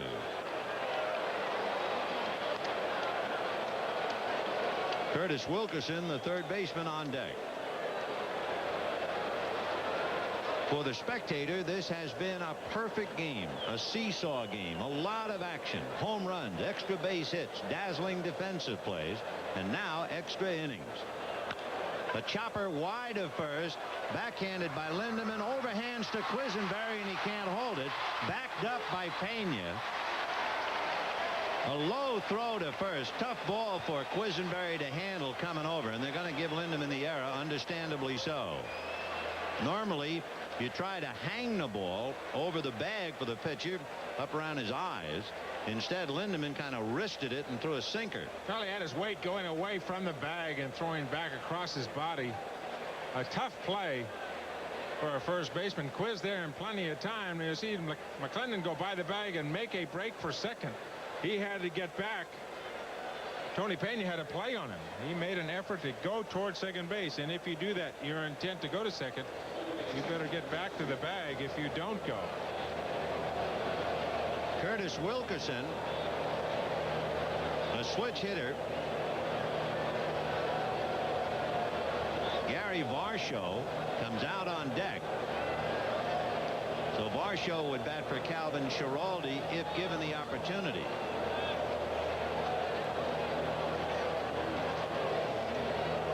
Pat Perry throwing in the Cub bullpen.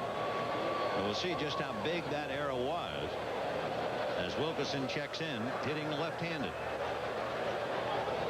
Wilkerson would appear to be a much better hitter from this side of the plate. Today he is 0 for 4.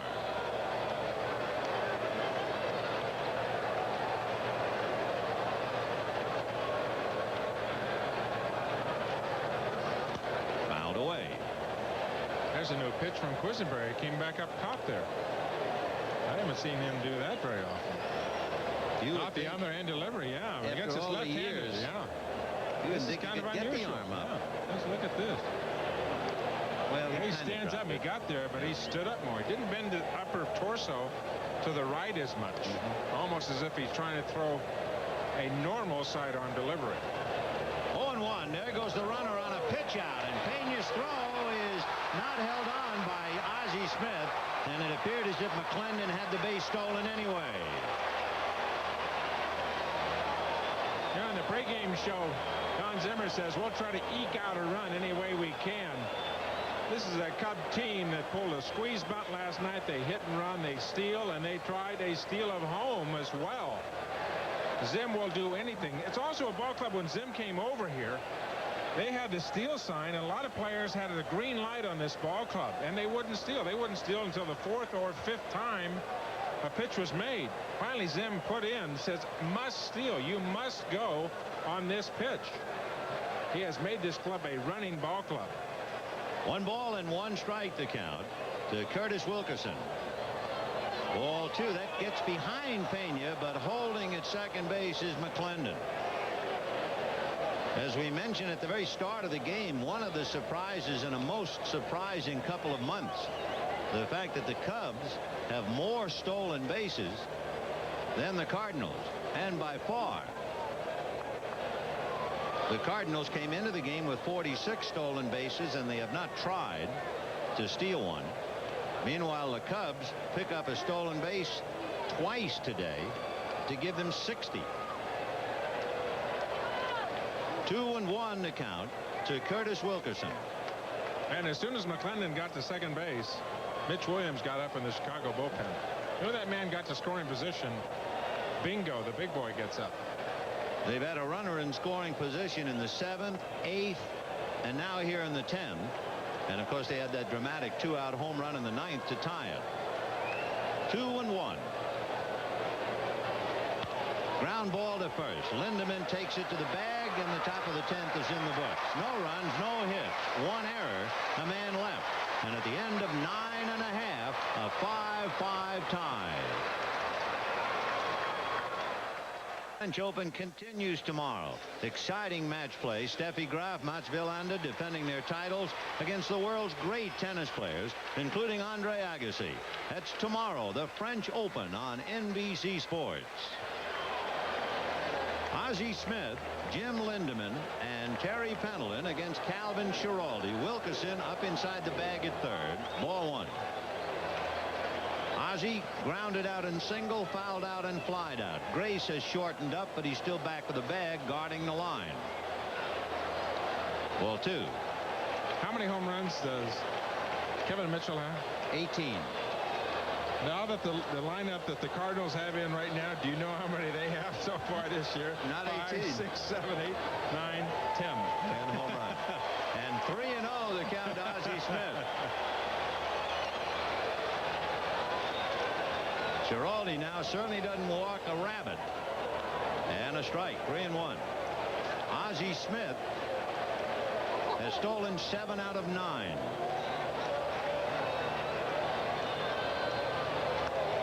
And he walked him.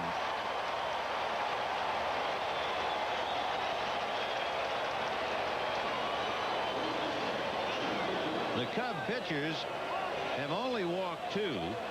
Mike Bilecki walked Oquendo in the 4th inning. And now Schiraldi walks Smith, opening up the 10th. So the heat will be on the Cub infield now as Ozzie Smith held on by Mark Grace. And the batter, Jim Lindemann. He's only been up 29 times. You wonder what Whitey's going to do here. Big lead by Ozzie, but the bunt down to Grace. He will tag Lindemann, and on the sacrifice, Ozzie Smith takes second. I thought he might wait to see if Ozzie could try and steal, and you know, Ozzie had both feet on the rug when that pitch was made. I was kind of surprised. I figured something might happen there. One of the complaints has been that the Cardinals getting runners to scoring position and then having real bad pitch selection at which to swing at. Johnny Lewis, the hitting instructor for the hitting coach for the St. Louis Cardinals, talking that when the Cardinals have been getting runners to third base with less than 2 outs, they're going to walk Pendleton, or runners in scoring position is second.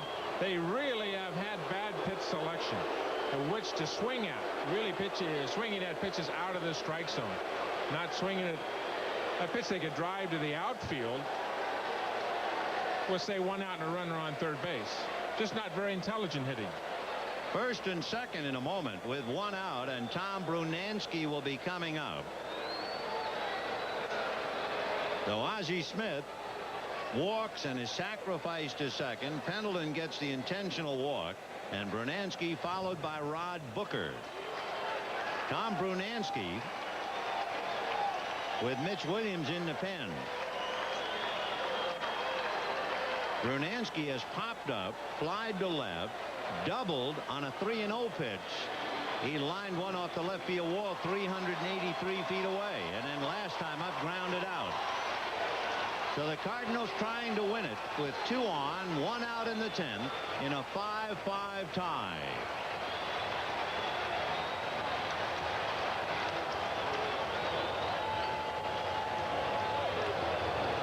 Right. 0-1. We're talking about the Cardinals and the double plays, 45 double plays that they have grounded into, and you would think that Brunansky might be the biggest culprit. Yet he has only grounded into 3. Pendleton has grounded into 8. 0-1. Fastball hit in the air, foul down the right field line and back into the seats, out of play. 0-2 the count to Tom Brunansky as Calvin Schiraldi goes right after him.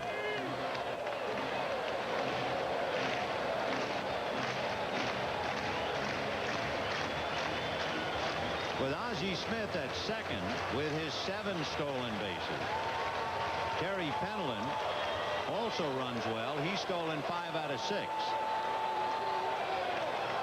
And Schiraldi has to really watch both of them. And he backed off the rubber.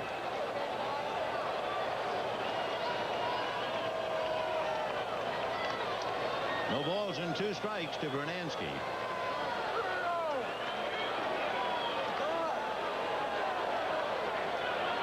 Low. One thing when you have runners like Ozzie Smith and Pendleton, if you're the third baseman, even though you have a Brunansky at the plate, you can't afford to play deep. So that shortens up Wilkerson at third because he can't open the door. Ozzie Smith otherwise might come right down there. Also keeping an eye on Ozzie, too. Right. He has a half an eye towards second base, looking for movement from the white uniform from second base. Tough position under the circumstances. 1 ball and 2 strikes. Curveball hit in the air to center, and DeCenzo coming in a hurry, base hit. Ozzie Smith will stop at third because they thought the ball should have been caught. And the bases are loaded with 1 out. DeCenzo got a late start. I think Doug thought the ball was hit harder than it was. Then when he realized he couldn't catch it, he had to worry about an AstroTurf hop where it would go over his head. He made a good play on stopping the ball. That's one of the tragic things can happen on artificial surfaces. The ball can bounce out over your head. Mitch Williams is certainly going to come into this spot. Popeye's going to bring him in, but I think that DeCenzo was fooled exactly right, Benny. The ball hit a big swing, but the ball hit on the end of the bat. So you get the big swing, but nothing really comes out. He just got a late break coming in. And you will wonder the decision whether Zim would bring his big left-hander in. There's really no choice. Now he has to. He's going to make the best out of a tough situation. He will make a 2-for-1 switch. Since Wilkerson made the last out in the top of the 10th inning, he will put Mitch Williams in Wilkerson's spot. Then he will put Vance Law at third base. And that would mean Law, should there be an 11th inning, would lead off. Well, you talk about drama. This game has had everything.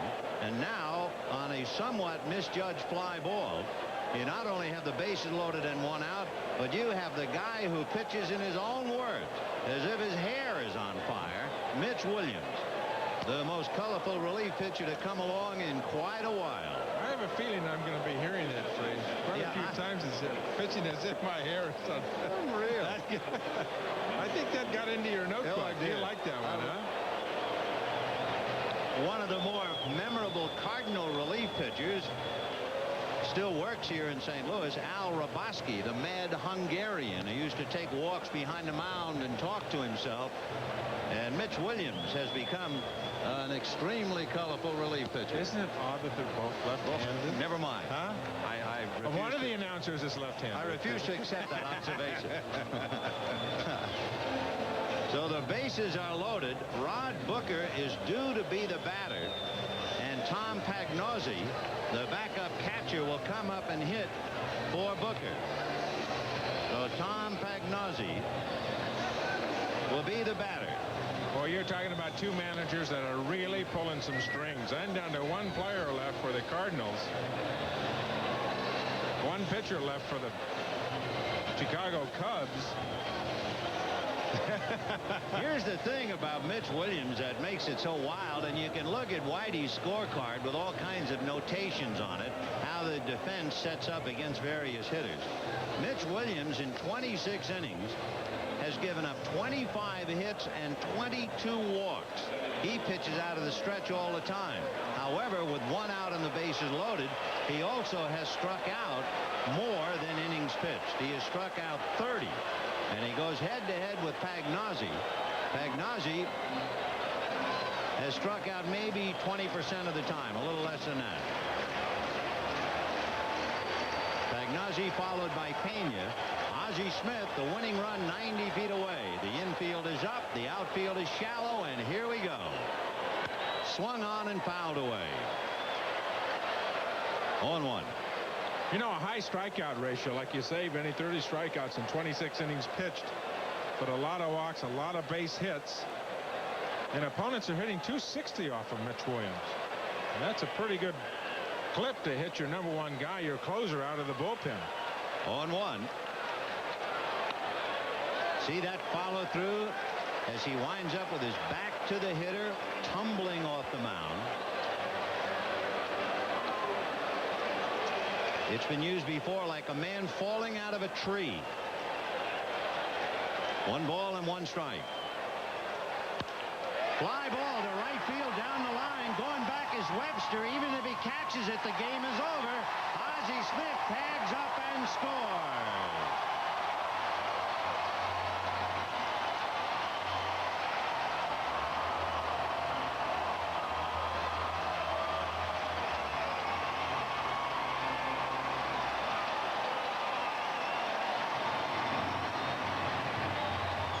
The St. Louis Cardinals win a thriller in the 10th inning to snap a 5-game losing streak. The Cardinals are 3-0 in extra inning victories on NBC's Game of the Week. They've beaten the Mets, the Dodgers, and now the Cubs in overtime. 5 runs, 8 hits, and no errors for the losing Cubs. 6, 11, and 3 for the winning Cardinals. Calvin Schiraldi, who walked Ozzie Smith, is the losing